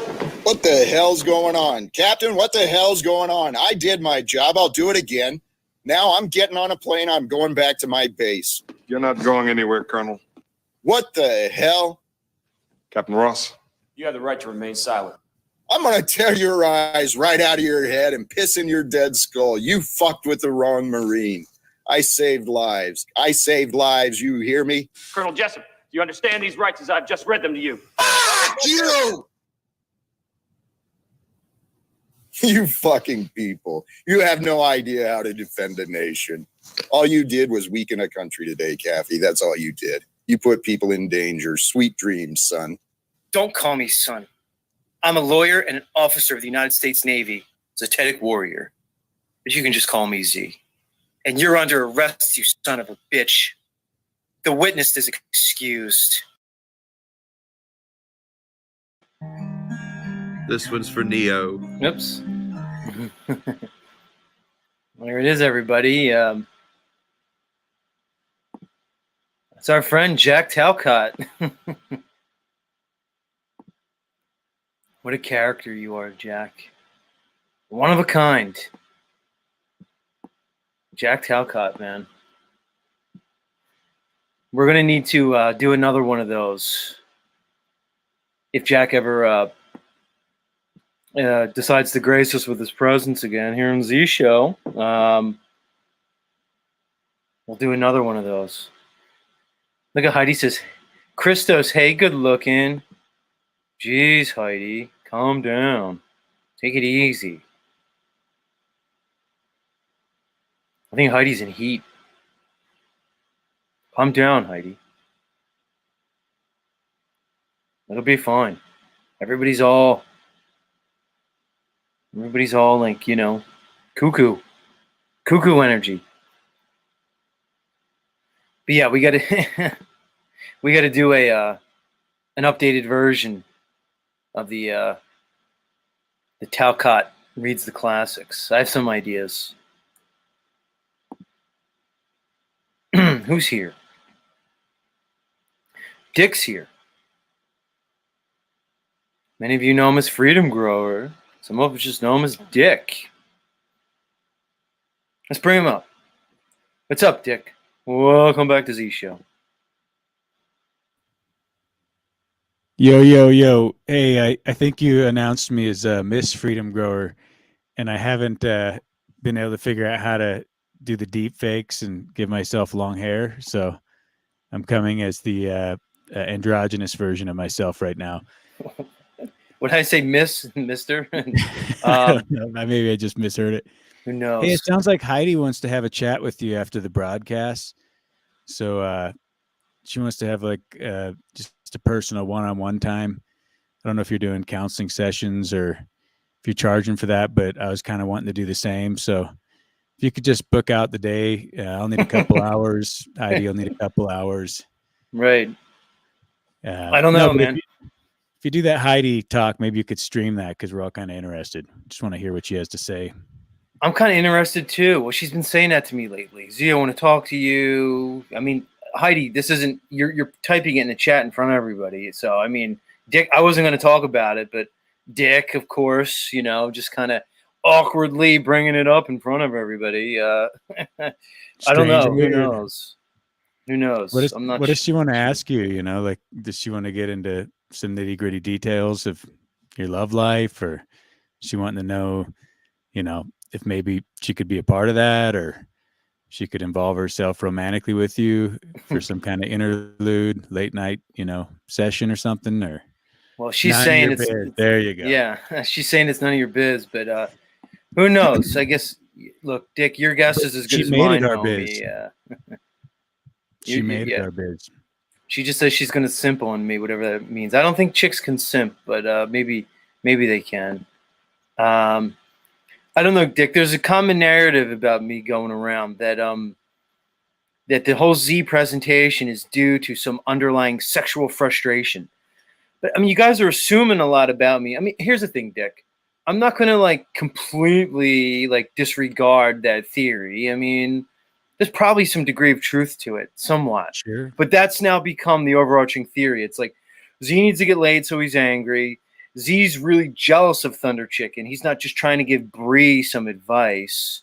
And that, like, you know, I'm basically some like incel living in a basement who's sexually frustrated, and thus the whole Z thing. Go ahead. Your thoughts.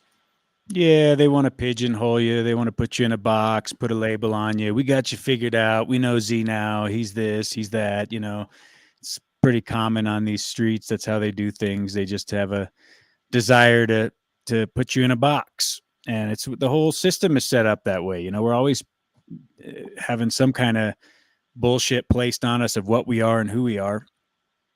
I think a lot of times we don't even know who we are. That's the journey, is to figure out what and who you actually are. And you can't let anybody else define you. So, I mean, I think any man has his ups and downs with all these different things. And in part, that's one of my frustrations with broadcasting.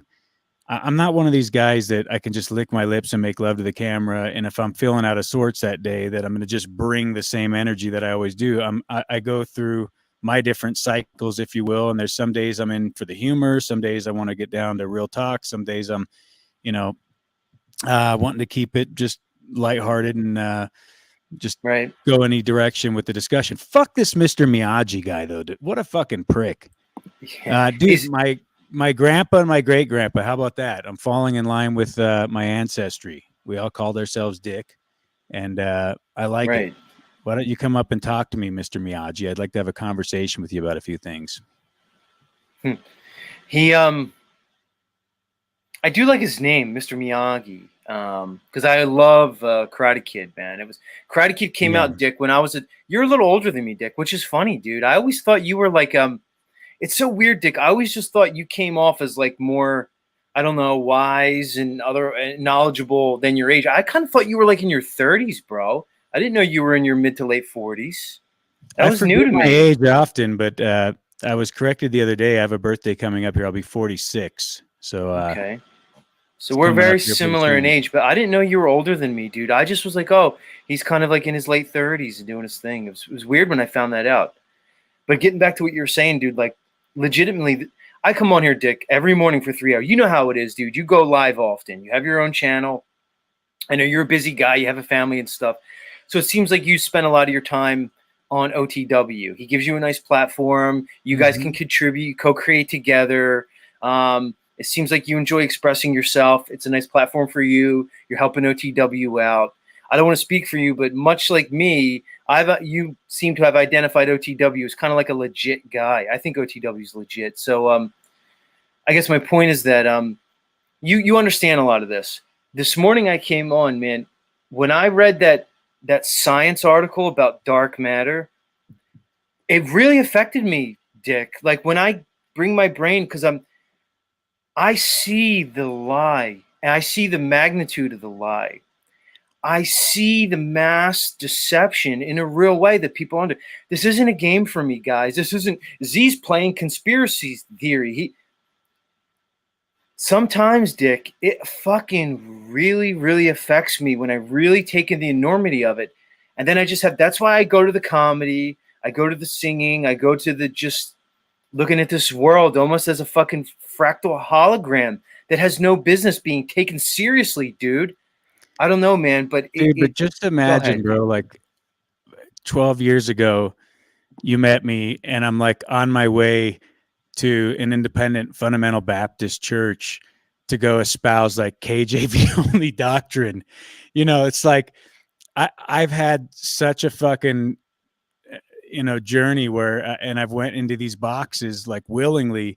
I'm trying to find God now. I had that whole experience where it's like, I'm a wretched sinner. Oh Lord, I got to go to the pastor. And and you're in that vulnerable state.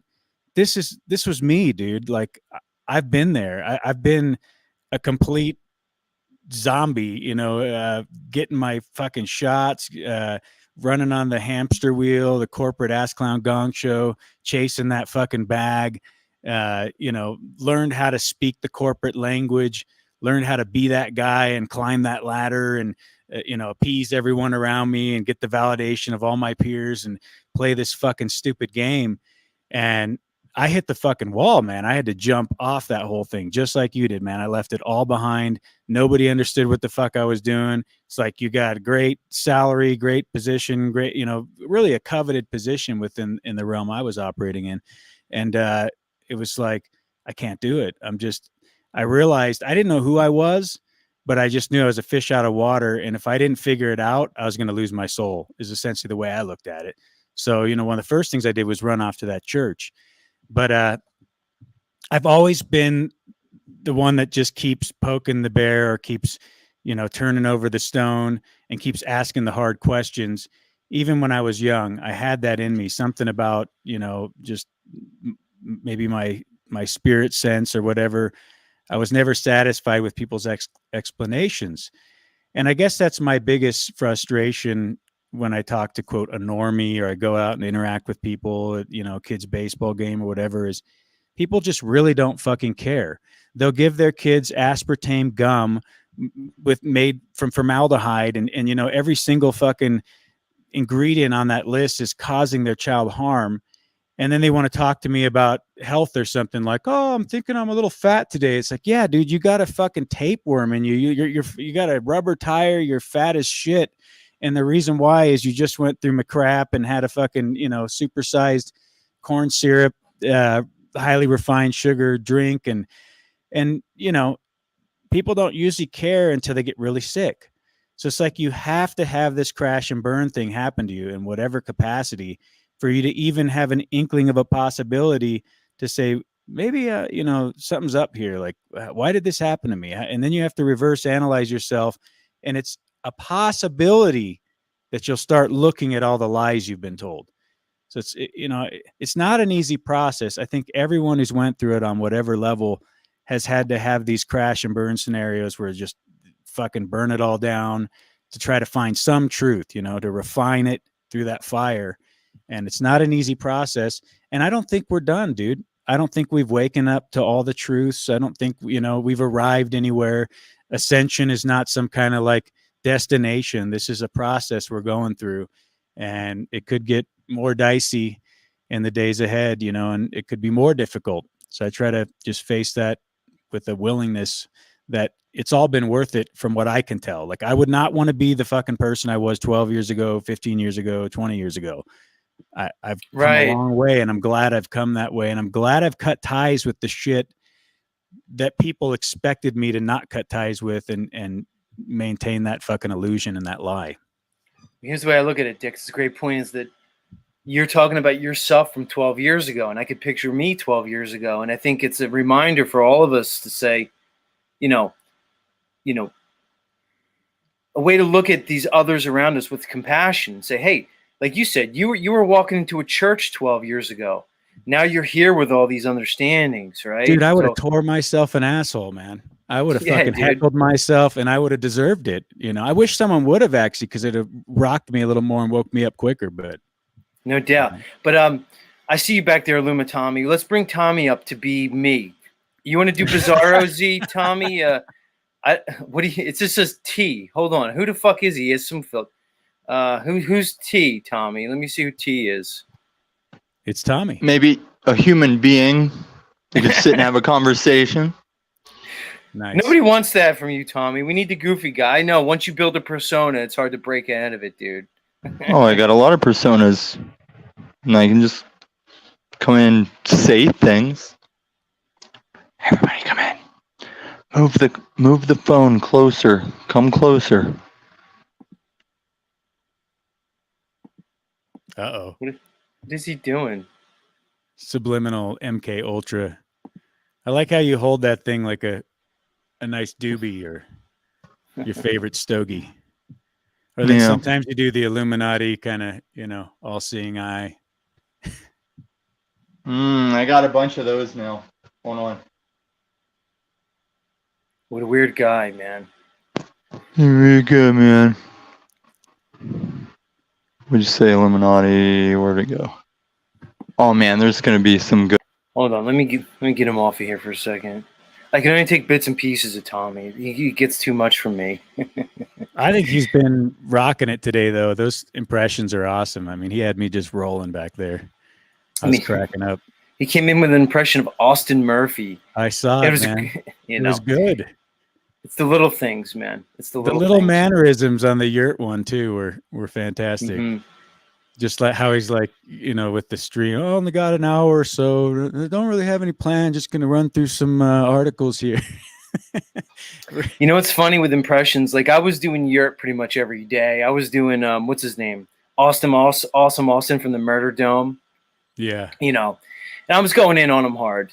People, he's a bully, but they don't understand the context or the backstory behind any of it. So, but it's funny, like, after a while they burn out. It's almost like if somebody's going at you or sense you're having a problem, like it's just almost like the worst thing to do is play into it. Right. So yurt's not playing along with me. So I'm getting bored with my yurt impression. It might come and go, but if he was here fighting me every morning, it'd probably just fuel me. It's just an interesting, lesson in tactics, how to handle things. And who knows? Absolutely. If you don't want something, you shouldn't feed it. People definitely need to learn that lesson. It's a valuable one to understand. Like Paul Enslaved, like he'll say a bunch of shit about me, right? Now I could sit there and get in my feelers, or like he'll say about Dick. Dick's a monogamy boy, blah blah blah. Paul's gonna just stand on his, on his stuff, on his, whatever box, and he's not gonna get off of it. So it's always gonna be, Z's a fuck boy, and Dick is a monogamy boy, and it just becomes a trope. Because I know how tropes become. It's like I don't have anything against Yurt, or really even anything against Awesome Austin, but it becomes a trope in your little shtick, and then you go with it. So like, I don't know about you, but like, I don't think it would be a good use of energy for me and Dick to be pissed at Paulie because he's like saying stuff about us. Like, could you imagine if we played into it? And you know how it is, Dick. I don't know about you, but there's a part of you that the training kicks in where your ego goes, "Oh, like, am I upset about this? Like, should I do something about it?" But then it's almost like your higher self takes over and says, no, it's just going to be worse if I play into it. I'm going to make it real by feeding it. you know, and I mean, I do play into it. I like the monogamy discussion. It's hilarious to me. And at heart, if anyone's ever listened to me, I think polygyny makes more sense than monogamy. And that's why 95% of nature expresses that. I mean, you see it everywhere. So I think if we're going to get down to brass tacks of what really would work for a family oriented scenario, and if we weren't a bunch of beta cuck simp boys, we probably would gravitate more towards that type of arrangement. It shows just kind of how far we've fallen from grace.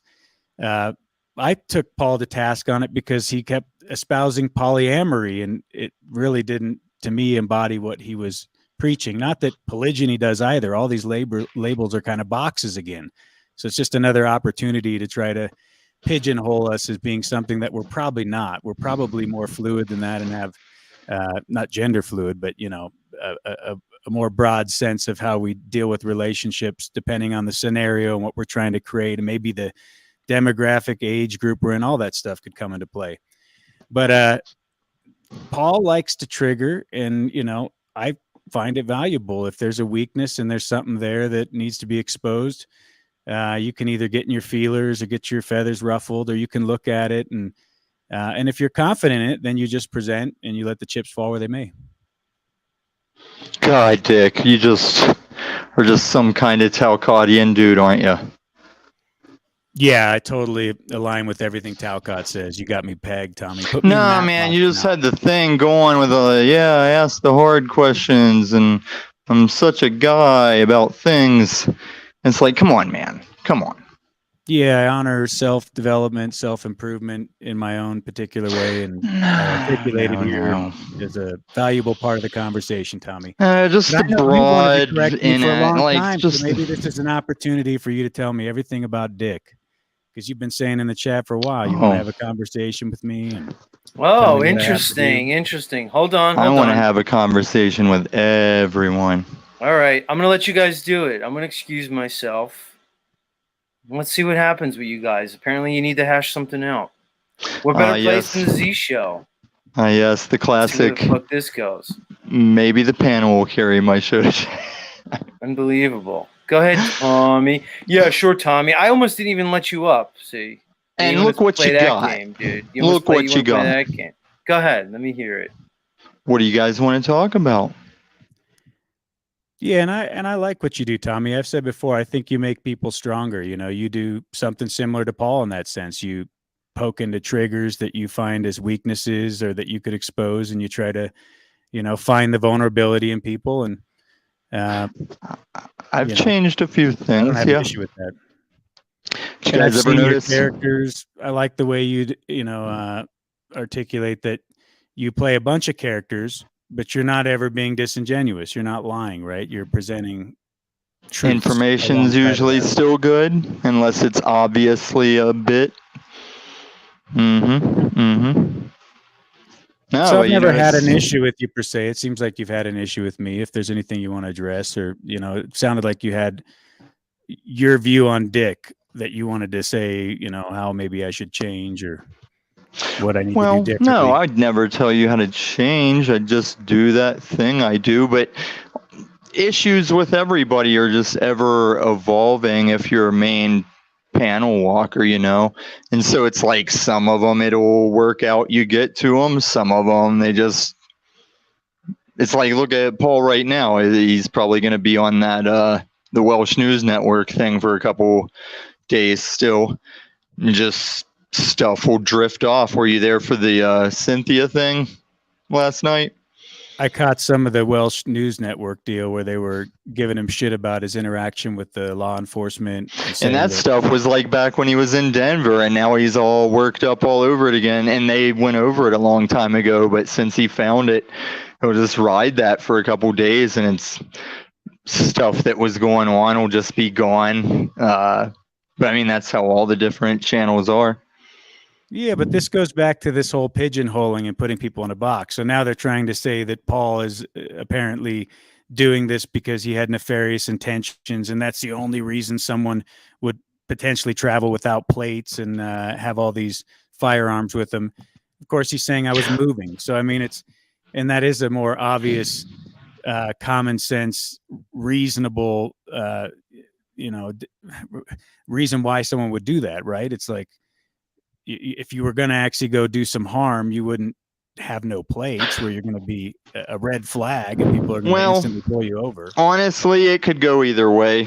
Like, you could have just stole the car you were going to use, But I think the fact that they were compliant is what saved them, because they did have everything sitting there to look like they were going to do something, So it's like, I admit, the military bases I worked on were fucking with me one day because I had everything in my trunk, like rope, duct tape, and I forget what else. Just like all the work I was doing on the retail store had me with all these kidnapping things. And so at the gate, he's like, "Sir," and he shouts out all the things that are in my truck, and they're just like frat boys. He's like, "Sounds fine, send them on through," and they like salute me. It was funny. I feel like you told that story before. I heard it sometime in the past. So is that if you smile, those things come out, or how do you engage that stuff? Just open your mouth. Gotcha. It's really cool shit, man. Yeah. Did you research all this recently and figure out how to do that? No, I kept having it get taken off my computer, and they keep chasing it. This is all like Snapchat's shut down, so like to use it, you gotta track down kids that are keeping it going on second and third party shit. No shit. Hold on, I'm back. So That's yeah, it's boring, not spicy, Z. Let's go three-way. Circle jerk, 3 dudes. I'll be pivot man. I thought you guys were gonna start fucking going at each other. Then you just start talking about Paulie Boy. No, I want something. What happened? What happened with the Welsh News? Why is the Welsh News people back in the convo? What happened? Just Paul found when they were going over. I don't know how recently they did it, but he found them going over his police report from when he got pulled over with the stuff and the things. Dick, let me ask you. Some of these like broadcasts that we see on YouTube from these people, like I've had people that make hit pieces on me, dude. But I don't know where they come from, Dick. It's just like, oh, there's a Tedic warrior. It's almost like there's this force out there when they identify people who may be starting to kind of catch people's ears, so to speak. Then these other fucking forces come out and start like, doing their thing. I've seen it with me. Somebody like a Welsh News Network or some of the people that go after me and stuff. Do you think that they're just unwitting agents of the fucking system? Or do you think it's more nefarious and purposeful? Do you think they're actually, do you think they're actually kind of 3-letter agencies or adjacent, the quote-unquote POGO? They're just boomers. Yeah, I agree with Or do you Tommy. think it's like Tommy? They're just fucking boomers that they're just see boomers, us, dude. They just see an opportunity for content, so they're just going to go for Yeah, it. they don't do anything about it. They're not calling cops. They just sit there and watch like Chili and just be like government-minded people about it. Sit there and Karen speak, Karen narrate, Karen rate, care. Yeah, I think, some people legitimately think what Paul does is wrong, and that the system as it stands, even if it has its corruption, in some capacity, we need to hold on to it, and that we should have licensing. And I think even you've said that before, Tommy, right? That you would say I'm down with insurance and should have a license. No, insurance is the only one I think you should have, but I do like to have a certain level of like license once you're either first getting into the driving or you've gotten geriatric. Maybe a little update on that's logical. And if it is your choice to register, that's how they can tell it's your stolen car. Like if that plate that might get left on it. But I mean, voluntary is always, if you can keep it voluntary, it's a key element. I think a lot of people just are not willing to listen to someone's position long enough to hear where they're coming from too. That you could operate in multiple capacities, that there's a commercial capacity, there's a private capacity, and that those should be looked at differently.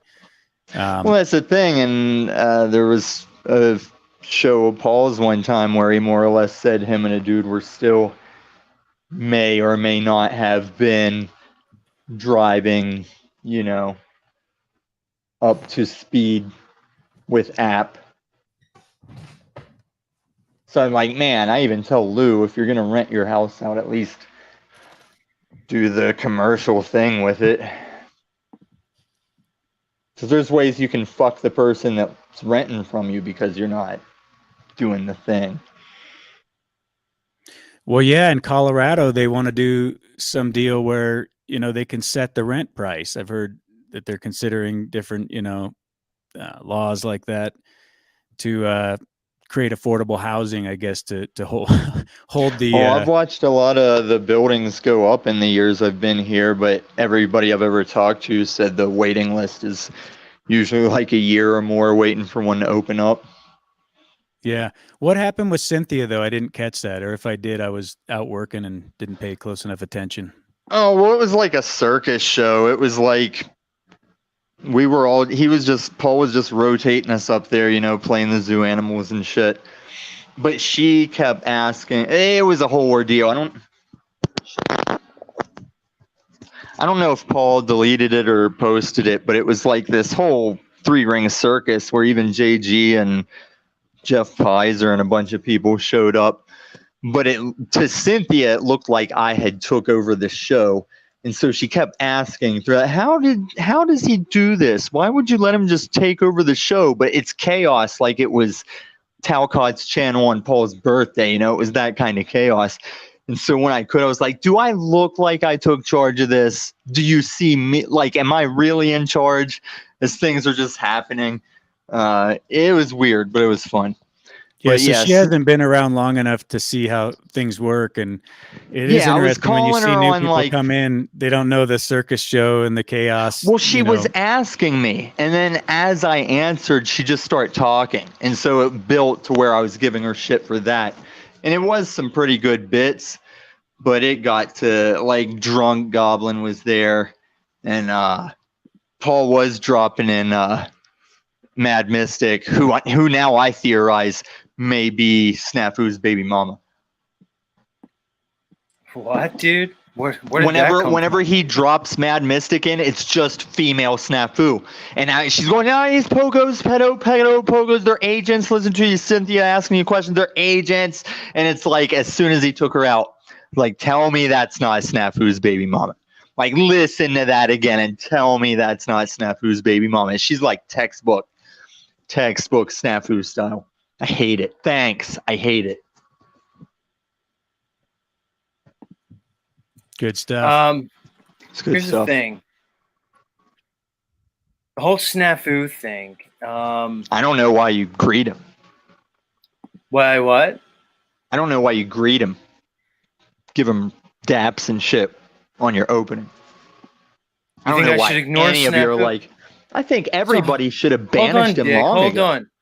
So Paul said the same thing. Paul had this weird conspiracy theory on his show that, like, I'm in, like, allegiance with Snafu Snaps against him. No, that's just Paul doing on, everyone. I know sometimes Paul gets in his imagination. It's like Z's not at his show, so now I'm in allegiance with Snafu to take his channel down.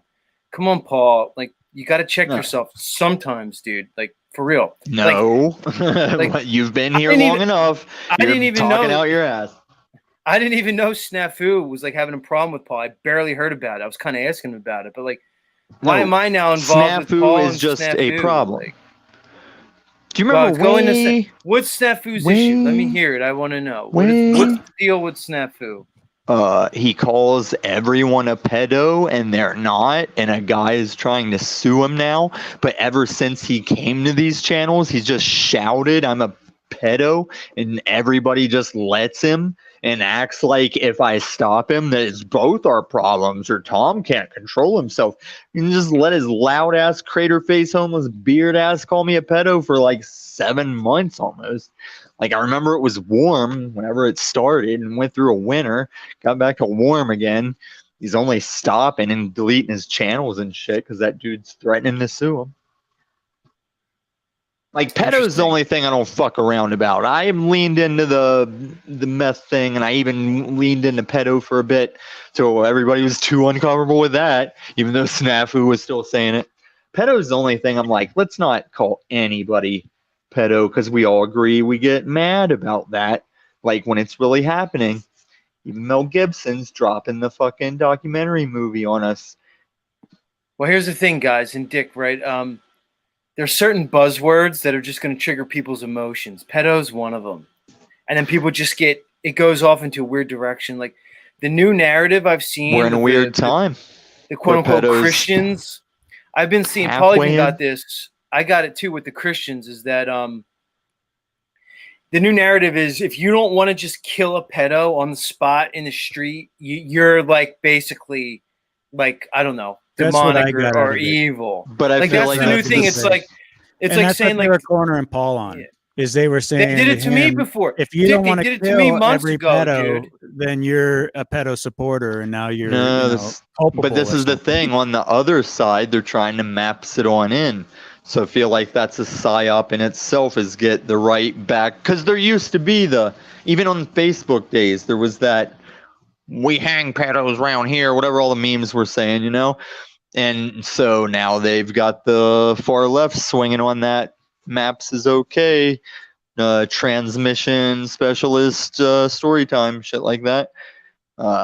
Setting Yeah, I it up get for that, some Tommy, dichotomy brawl. Tommy, I get it, but this narrative now is that, like, you know, under a Christian banner. See, Dick, this would give me under the Christian banner, they'll say that basically the righteous Christian thing to do, because Jesus said, "Don't harm these little children," is to like kill a pedo in the street, dude. Come No, on, they're not guys. going to do What it are we under the talking about church here? banner. They're going to do it under like the redneck banner, 4-wheel drive. Yeah. Well, this is where I love Paul's mind, because he is quick-witted this way and sharp with reverse analyzing arguments and coming back, hitting it right at the weak point. And he came right back and said, look, how many he plays pedos have you manipulation. killed? All of you that are talking this way, you like to talk big, and that you got, all these balls, you're going to go out and take care of the issue yourself. You're not doing any of that, and you're not going to. So the point, and if you did, you'd end up in jail for the rest of your life for that. So, I mean, if you think every pedo has to have the life sentence or death sentence, and you want to figure that through your government, I guess that's another avenue, but that's not really what they were espousing. They're saying we should just kill every pedo. It's like, well, that's obviously just shock factor, because you're not doing that. So you're cornering Paul, saying, why is he not on board with this? Well, he's not on board with something that you're obviously not willing to do yourself. And that if he was, he's not going to sit there and talk about that. If you were going to do harm to someone, the worst thing you would do is broadcast that on a broadcast. And then you're sly shying. You're sly shying right now. Just speaking the truth. This is where you're explaining Paul. That's a sly shy thing. There's 3 of us here that aren't Paul. Paul's been making fun of Z right now. Let's talk about something else. Yes, man. Yeah, fair enough. We can go switch gears, go a different direction. But I just was going to make that point that I think. But that is sly shine. It's all sly shy did on a number of earlier panels. Just sit there and explain Paul to me. I'm like, so now I'm a black lesbian. Shut up, sly shy. Oh, I forgot. I could have got Mr. Miyagi up here. Mr. Miyagi paging. I don't think anymore. I thought she said she was. I'll let you back up. I don't know, 'cause she came on here the other day and said that she's had her quote, slash, I don't want to misquote you, but I recall her quote was, "I've had some big dicks and some good pussy," was her. That was back in the day, though. So I think back in the day she used to take the D, and I'm not trying to speak for you, Slash. Feel free to come up and correct me, but I think the last time we spoke, you were only enjoying clam sauce these days. Let me ask you. Let's switch gears a little bit here, but not much. Thunder Chicken's here this morning, and Dick, it's been a topic on these metaversal streets. The whole Thunder Chicken Brielle situation. Yeah. I've spoken about it, a number of times. Paulie's spoken about it. We've heard Thunder Chicken speak about it. What's your take, Dick? Just in general, if you feel comfortable with saying it. Now, here's the thing. I don't have anything against Thunder Chicken. I was told that I was mean to Thunder Chicken and things like that. But that's between me and Thunder Chicken. We're probably cool de la. I don't know. I don't feel any animosity towards him. But the situation, you have this Brielle. She has children. Apparently, there's no father in the picture for whatever reason. And she and Thunder Chicken seem to be, at least in some ways, cultivating some type of relationship and future together. Now, I don't know either of them. Now, it's been alleged that Satanic Warrior's jealous of Thunder Chicken because he really wants to fuck Brielle. Okay, you could just say that to kind of straw man me and obscure the conversation, which is ludicrous. It's founded in really nothing except probably a projection. Right. But in a real way, okay, let's think about it. These two met here on the metaverse online. But a lot of people meet online, Dick, whether it's Match.com, fucking, Tinder. Tinder, whatever, Plenty of Fish. Fuck friends. Why do I know all these? Right. So the reality is like, okay, I don't really see any point in admonishing them for meeting online. All right. So it's not really about that. But when I look at it objectively and say, okay, if I'm going to like cut the shtick, cut the persona and really get down to it, what is it? And is it really a problem? Look, people can do whatever they want. But I'm going to put it like this, Thunder Chicken, because I know you're here. And I'm going to say this in a way where I'm not trying to be hurtful. I'm trying to be sincere and authentic. When I put the pieces together in my mind, for what it's worth, it doesn't seem like it's something that's rational. It doesn't seem like it's something that's really probably going to work out in the long run for all parties involved. People have said to me, Dick, well, as long as she's happy, her happiness. Let's get real, Dick. You have kids. Happiness seems to be a fleeting state, an emotion that kind of comes and goes. If we're just rooting for her to chase her happiness, are we really looking at this situation in the proper lens? Or am I off? Go ahead, man. Your fucking thoughts, dude. Okay, so And Thunder Chicken, hold on. And Thunder Chicken, I mean, feel free to come up, dude. Links in the stream. No animosity, Thunder Chicken. I don't have anything against you, dude. But on the real tip, dude. Go ahead, Dick. Yeah, so initially, all I was hearing is this dude had a bunch of land and he's farming. He's got his hands in the soil. I know how much work that is, and I'm aspiring to have a lot more acreage and will in the reasonably near future. I work the shit out of my kids, and I think it's great for them, and they have an amazing upbringing as a result of that. And I think the lessons they learn and work in the land is extremely valuable. So I could totally see why, especially in a polygyny type of circumstance, you would bring in those fatherless children, put them to work, bring Brielle into that type of circumstance if you were able to offer that. Then as you guys pressed into it more, it was like, well, he doesn't really have the land. He doesn't really have the resources. So it kind of broke down in front of me as turning more into this kind of weird type of chemistry. But that's just me, making assumptions and judging from the sidelines. Doesn't mean they should do anything based off of my opinion. They should follow their own conscience. And, I think the feedback they've received from you and Paul has been valuable. And if there's anything there that's hitting home, I love the idea of sitting down before you form a relationship, a marriage, an agreement, whatever you want to call it, and working out those scenarios that you're probably going to have to face anyway. So it's like, put yourself through that role play beforehand. How are we going to deal with this? That's what I always advise my children is like, don't get married by the state. Make your own contract. Sit down with that person and talk it out and figure out how you want to make the trajectory of your partnership or your life. And so I hope that's what comes out of this is it makes them stronger. And if they choose to proceed, they take all this into account or throw the bathwater out if it doesn't mean anything to them and make their relationship stronger. There are red flags there, though. I think you pinpointed them. I think Paul did as well. And I saw more and more as you guys dug deeper into it.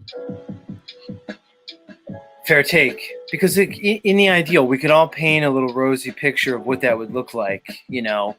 Like Thunder Chicken said, he wants to have his little house in the prairie with these kids running around. But let's really think about it. Look at these kids' lives that they're very likely leading, right? To take these kids and then put them into a little house in the prairie, quote unquote, type of situation. Are they really going to adapt to that? Is that really going to be? You got these kids that are just into everything other than that. You raised your kids in a certain environment. You're their dad. You've been there for them. to try to think you're going to take these kids and then place them in this hypothetical situation and they're just supposed to adapt, function, and be happy, I think is a bit foolhardy. I don't think it's realistic. And in the end, I don't think it's in the benefit of the children. Because like you said, we're not talking about an ideal archetypal situation where Thunder Chicken's a man of means. He's got the land, he has the resources, and he chooses then to incorporate them in. You're still talking about struggling, man. This is a struggle situation. Go ahead. To be brutally honest, the idea of them coming from the city and going to the country, this is all just perspectives for their upbringing, whether they adapt to it. You know, you might find some of them really find their direction and their life purpose through it, and they become farmers and deal with agriculture or, you know, make it their life. And then others realize, man, I don't want anything to do with this. As soon as they can get out of there, they run back to the city. But that perspective, I think, would be valuable over the course of a lifetime. What I don't like is the idea if people are just getting together because they want to fuck or they want to have, you know, some kind of, you know, romanticized idea in their head of what it's going to be, but they haven't communicated, figured it out. And then they're going to drag the kids through all that trash. Another fucking set of broken promises, broken ideas, and just irresponsible, immature, supposedly adults that are not creating a solid foundation for those children. That's the shit that bothers me, because you keep dragging them through lies. And I'm not saying they're going to do that, but that's a lot of times how these things work out, you know, unfortunately. And I think that's why the communication could really help them. And I hope they've taken that from this. Yeah, I mean, you know, here's our friend again, who Dickie can't seem to get enough of the show, even though he apparently finds no value in it. Mr. Miyagi says, you know, is it really your business, Z, what others do? If they are wrong, don't they have a right to learn? It's not about the right to learn or otherwise, but it's interesting. Like, I have a show where we talk about things. Why is this any more or less valuable of a topic than anything else? Thunder Chicken and Brielle brought this to us all. They played this out in public here in front of everybody, Mr. Miyagi. So I really have a hard time following your logic. Why not? I think it's a valuable conversation. We could all learn from it. Not only them, but everybody else. You just have an interesting mindset, Mr. Miyagi. You're very immature. Very. You got a lot of issues that you project on people. You really should evaluate yourself. It's not a matter of, you know, whether they're right or wrong. There's other people involved. There's 4 other people, the children involved in this situation. I'll be honest, the first time Mr. Miyagi said something to me, it was some kind of denigrating, derogatory comment, and I addressed him as dude, and I did a double take because I honestly could not tell if that was a female or a male. I don't know what's going on there. It might be a very effeminate man of sorts, but yeah, we don't even know if that's their picture. Still not sure. Anybody can create a persona. It could be somebody completely different that we don't know that uses that picture. You know, that's the thing about the metaverse, dude. It's like, even when you've been here for a while, there's still that like the perception takes over because people present themselves. So you assume, probably naturally, because, you know, there's a trusting element to most people. You assume they're who they say they are. We don't know who the fuck. Or he wants to is. be that. He wants to be an androgynous, effeminate-looking character. Yeah. That probably had genitalia at some point. What do you think what Lou Bass is saying to me this morning? Lou Bass is basically saying that, where is it? He said, I believe Paul would like to have Z by his side. He's basically saying that Paul is kind of razzing me because he wants me there to be sort of the sidekick, so to speak. It's interesting that Lou's saying it. I mean, I'm not going to he said, Paul's trying to reel you in, Z.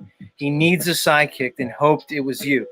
All right, Lou. First of all, I don't think Paul needs a sidekick. All right. I don't think Paul needs a sidekick. But I do think there's something to what Lou's saying here. Right? I think the people want it in some level. That doesn't mean you should do it or you have to do it. You're not obligated to do anything, but there is a dynamic, there's a chemistry and an energy. When the two of you are operating together, it makes for a great broadcast. even in your differentiation. And I think if you do it and you just lean more into who you are and what you are, there could even be more feathers ruffled there and, controversy. But I think it makes for a great content. I hate that word, but it does. Now, again, that doesn't mean you should do it. You should follow your own conscience, do what you want. But I think he sees that. He's got an eye for talent. He's got an eye for what works. And he's saying, look, when you're here, it creates, a good chemistry. And he would like to work with that. Interesting. Yeah, Far that's be on it me. from us to speak for Paul.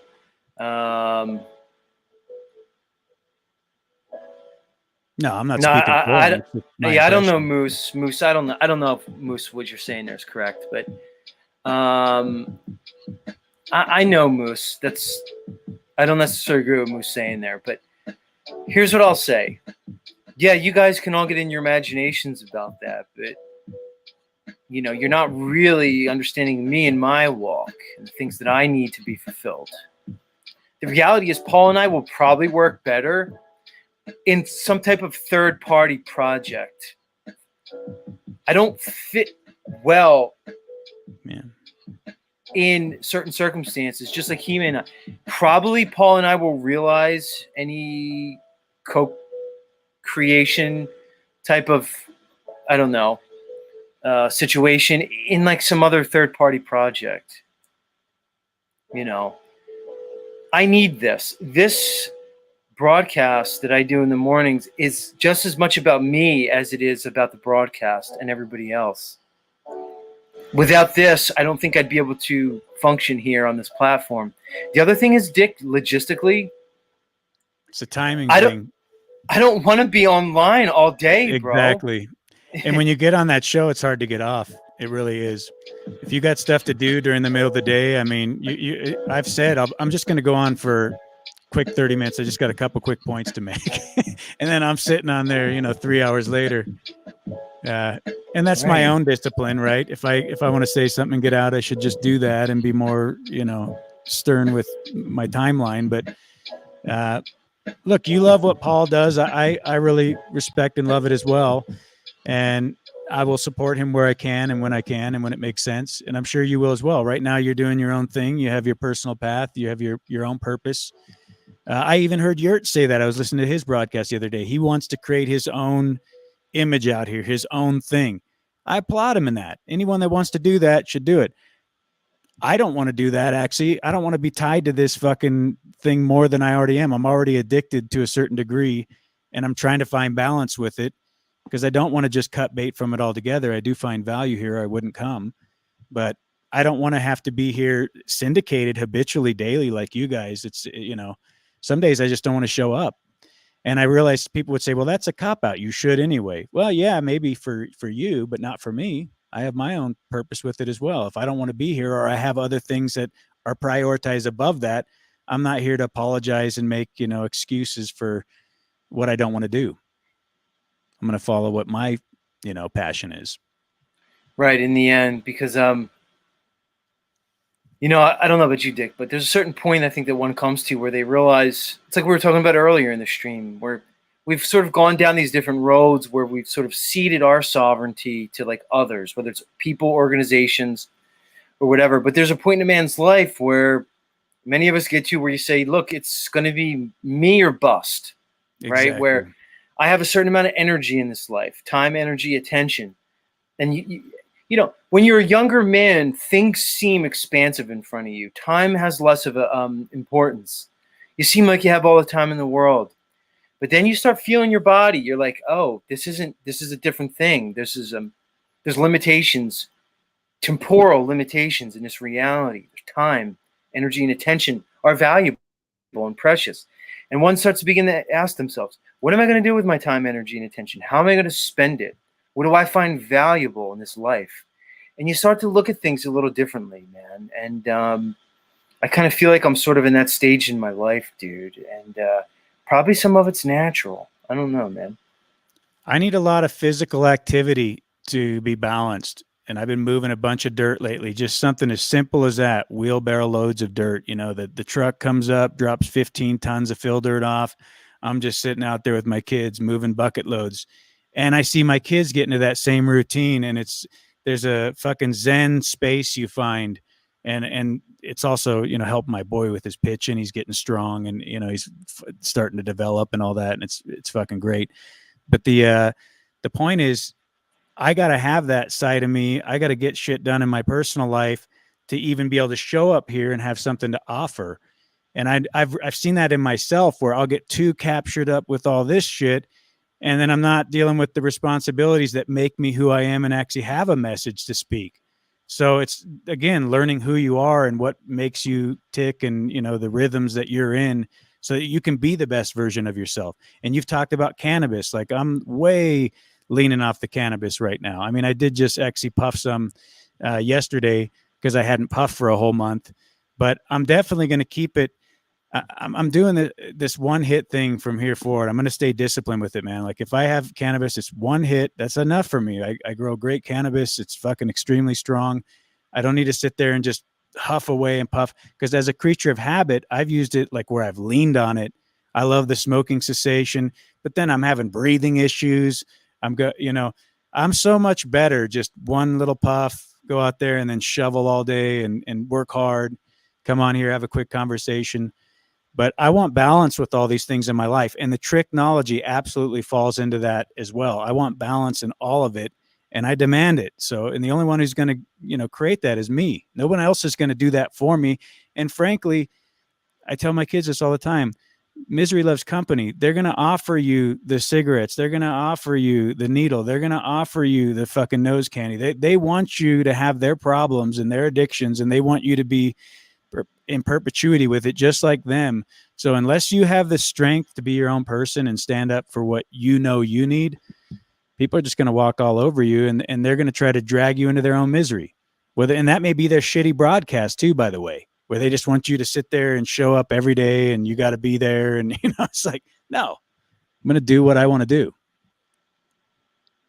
Yeah, man. I mean, I'm to a point now, dude, where it's like, I'm realizing that it's all about, practicing things. So if you want to be more focused, you have to practice. You have to be conscious about it.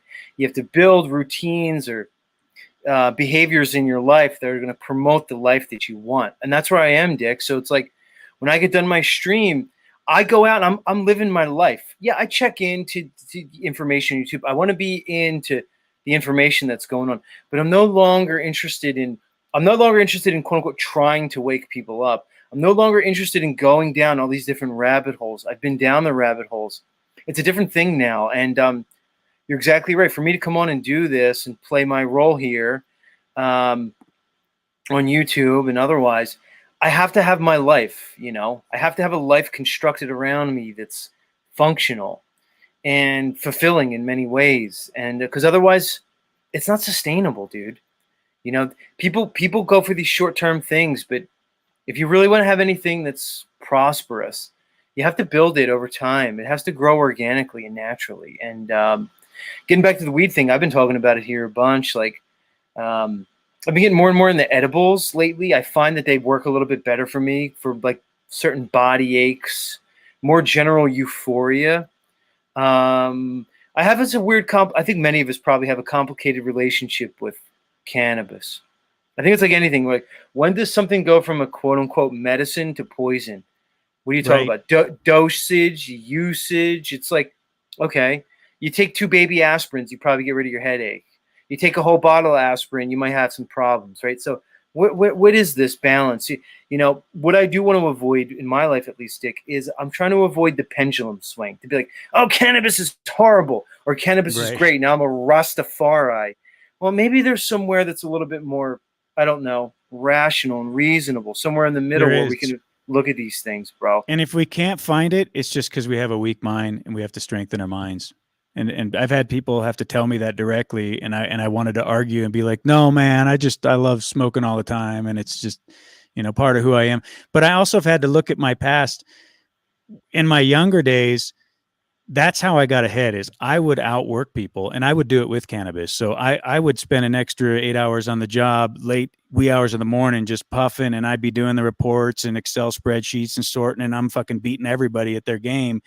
But I didn't realize I was burning both ends of the candle, and it wasn't sustainable. So while it allowed me to get ahead in one capacity and do certain things early on in my life, as I began to grow in wisdom and age, I realized, no, I'm going to fucking kill myself this way. I gotta actually get a good night's sleep. I gotta get up early. I gotta, I don't do the breakfast either. I don't break my fast, but then when I do consume, I'm consuming something nutritious and full of energy and that works for my balance and my chemistry. And so I think if I would have known that early on, because no one told me this shit as a kid, right? I'm just Velveeta cheese and quesadillas in the microwave, just eating shit, plowing supersized burgers or whatever. And my whole body had to break down for me to realize, like, this is not Right. working. So So there it is happened a to me, better Dick. way. Same thing happened to me, Dick, because I was playing into the system. I was doing my thing, going to school, spending money to go to school to get these worthless degrees, to do these professions, these jobs and stuff. And I had a point. I Yep. said, "Oh my God, it's just going to take everything from me. Like, what is it really giving me? You know what I mean?" And then, you go down these roads, and maybe if you're somewhat sentient, aware, and conscious, you start to see that it's not a good deal. You're not, when you make a deal with the system, you typically are getting the shitty end of the stick. Yeah, you might get the fiat, you might get your McMansion, you might get your wife and kids and stuff, or whatever, the cars, maybe. But in the end, what are you going to get really? Is it going to work out for you? Because I was noticing with me, as I was pursuing basically all the goals and dreams of the system, I found out that I was giving much more to the system than I was receiving. It's like kind of like juxtaposing the ideas of like rights and freedom versus benefits and privileges. See, it's a mindset. Are you in it for, do you just inherently have rights, freedoms, God-given sovereignty and divinity? Or are you contracting with some other system, basically a corporation, for rights and privileges? Because often those rights and privileges come at a very great cost. It's kind of a devil's bargain to me, dude. I don't know your thoughts. Well, we were programmed to think that way. I mean, I don't know about you, but in my upbringing, I was told you never leave a job without another job. You are always a slave on that hamster wheel. This is how you're going to be able to retire. This is how you're going to be able to have the, I guess, white picket fence and keep up with the Joneses and all this kind of nonsense. And no one ever told me that you have the responsibility and the ability to make a decision for yourself, to love yourself if you need to, take the downtime. Fuck if they say you get 2 weeks of vacation. You take what you need to get right, to get healthy, so that you can show up and be not, what the fucking slave job wants you to be, but what you're in your heart, the Most High put in you. And to find that takes courage, because you're going to have to deal with everyone else rejecting you and say, no, you can't do that. Oh, you're doing the wrong thing. They're living vicariously through your supposed success, this corporate success that you've achieved. And when you're willing to throw it all away, because for them, they're trying to be you. They want to get the successes you've had, the benchmarks that you've been able to achieve in your life. And they think that's everything that matters. So meanwhile, you're finding yourself, you're having everyone around you not give you any validation. Whereas in the past, all the way up leading to that sickness, you were getting validation. Like they're hurrah cheerleading you on the sidelines as you get the sales award, or you get the next, whatever it was in your class for when you graduated. I wasn't valedictorian, but I was right behind the guy. And, it's like I had a lot of successes that I thought made me who I was. This was my identity. But come to find out, it was all a veneer, dude. It was not me. And actually, none of that shit mattered to me. And I proved that because I fucking walked away from it all. And it really helped me build a foundation that now I can stand on with confidence, and I don't have to fake it to make it anymore. I am what I am, and I'm bringing the real me, even when I come on here, like Tommy says, and I play my characters and I have fun. But underlying all that, there's a, there's a steady direction of my own intentions. And I didn't have that for most of my life. So I have a lot of, I guess, appreciation for the fact that I had the challenges and struggles I did that taught me these lessons, because apparently a lot of people have not got it. And, what's funny is when I left the corporate world, I was working in the music industry. And I remember everyone just fucking like, you're an idiot. How could you fucking do this? You're so stupid. And now some of those people, a lot of them, they're not my friends anymore. I don't even talk to them, but there's a handful we stayed in contact, and they're still working the corporate job, dude. And they're asking, like, dude, how do I have the life you have, man? You're so you got time with your kids. You get to, live in the mountains and grow vegetables. And I tell them all the time, man, just fucking quit, sell everything, get you a teeny little shack in the woods with no running water, no insulation. You'll get it on the cheap, and learn to fix shit, learn to be resourceful, and be the person you want to be. Stop living a lie. Oh, I can't do that. No. I'm only 10 years away from retiring rich. I Right. got to keep. It's like, well, yeah, you're You know going to what get it's like? what You know what you've it's like, done. Dick? You've invested your time, reap what you sow, dude. You know what it's like, Dick? It's like you find yourself, you've gone down the wrong path. You didn't know it at first. You thought you were on the right path in the woods. You've gone, and now you're lost, right? So you keep saying, what's the logical thing? Saying, I'm just going to keep going down this path that's bringing me nowhere, bringing me to destruction? Or do I try to find another path, or maybe forge my own path, try to Yeah. change my circumstance? And that's the same way. It's like, Or even backtrack to figure out how you got lost, man. right, Like, or what did even you turn do to get around and there? go back and try to figure it out. But what people do is they just keep going. They just keep going in their delusion. But good talk this morning, Dick. Let's wrap it up, dude. Any final thoughts for the audience, homie? Nah, I appreciate the Grand Rising Morning Show. I call it that. OTW actually stole that from me. OTW. No, I had that Grand Rising thing in my mind because I don't like the idea of morning. So I'm not trying to represent you that way. I'm just saying I love your morning discussions and the humor that you bring and the impressions. You crack me up, dude. I'm usually not ready to come on here at 5 a.m. my time, so I just like to sit back and drink my dandelion tea or whatever and listen to you. Nice. But Well, I appreciate that, homie. Well, not everybody loves my impressions because your fellow's here this morning, and I'm not sure he's in love with all my impressions. But much love, Yurt fellow. I didn't do my Yurt today because I don't want to I don't want to upset people, Dick. I mean, sometimes people get upset. I don't want to hurt people's feelings and stuff. So but you much will. love. So it's inevitable. It's just sometimes it just kind of is what it is. Much love, Yurt. It's good seeing you, homie. Actually, Tommy came on and did his Yurt impression this morning, which is much more accurate than my Yurt impression.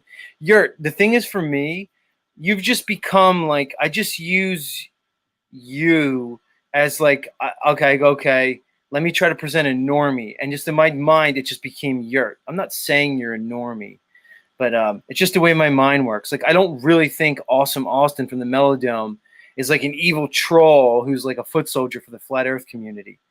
It's just the way my mind works. Like, I get on the things as a trope and they become funny and then I create them. But I will say that Illumitami does much better impressions than even yours truly here. But I don't have the help of the stupid filters that he has anyway.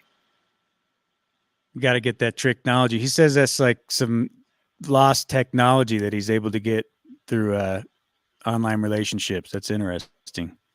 Nice. I'm glad I don't have it, dude. I'd probably tweak with that all day, sit there putting different faces on, and I don't know. That's why I stay away from video games. I know I'd get addicted. Right on. All right, Dick. Thanks for having me up, dude. Appreciate it. You have a great rest of your day.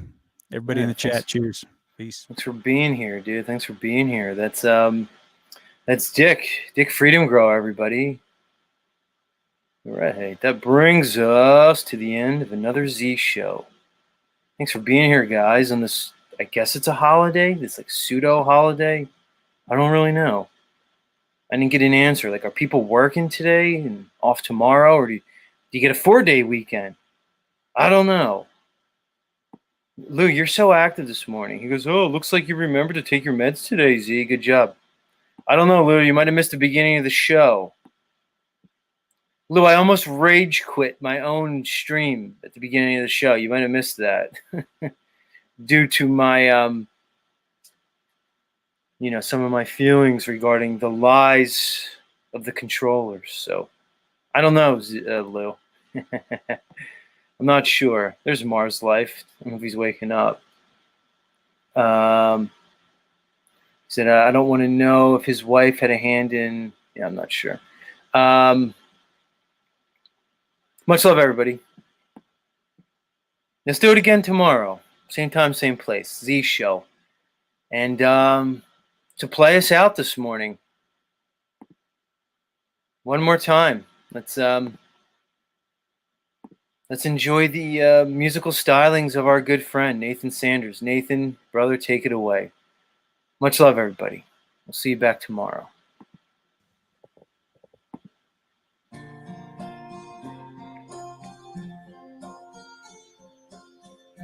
I found your letter in my mailbox today. You were just checking if I was okay. And if I still miss you, well, you know what they say. Just once in a very blue moon. Just once in a very blue moon. Just once in a very blue moon, and I feel one coming on soon. No need to tell me you'd like to be friends and help me get back on my feet again. And if I still miss you, well, it's just now and then. Just once in a very blue moon. Just once in a very blue moon. Just once in a very blue moon, and I feel one coming on soon. There's a blue moon shining when I am reminded of all we've been through. Such a blue moon shining. Does it ever shine down on you? You act as if it never hurt you at all, like I'm the only one who's getting up from a fall. Don't you remember? Can't you recall? Just once in a very blue moon. Just once in a very blue moon. Just once in a very blue moon, and I feel one coming on soon. Just once in a very blue moon. Apocalypse Cabaret.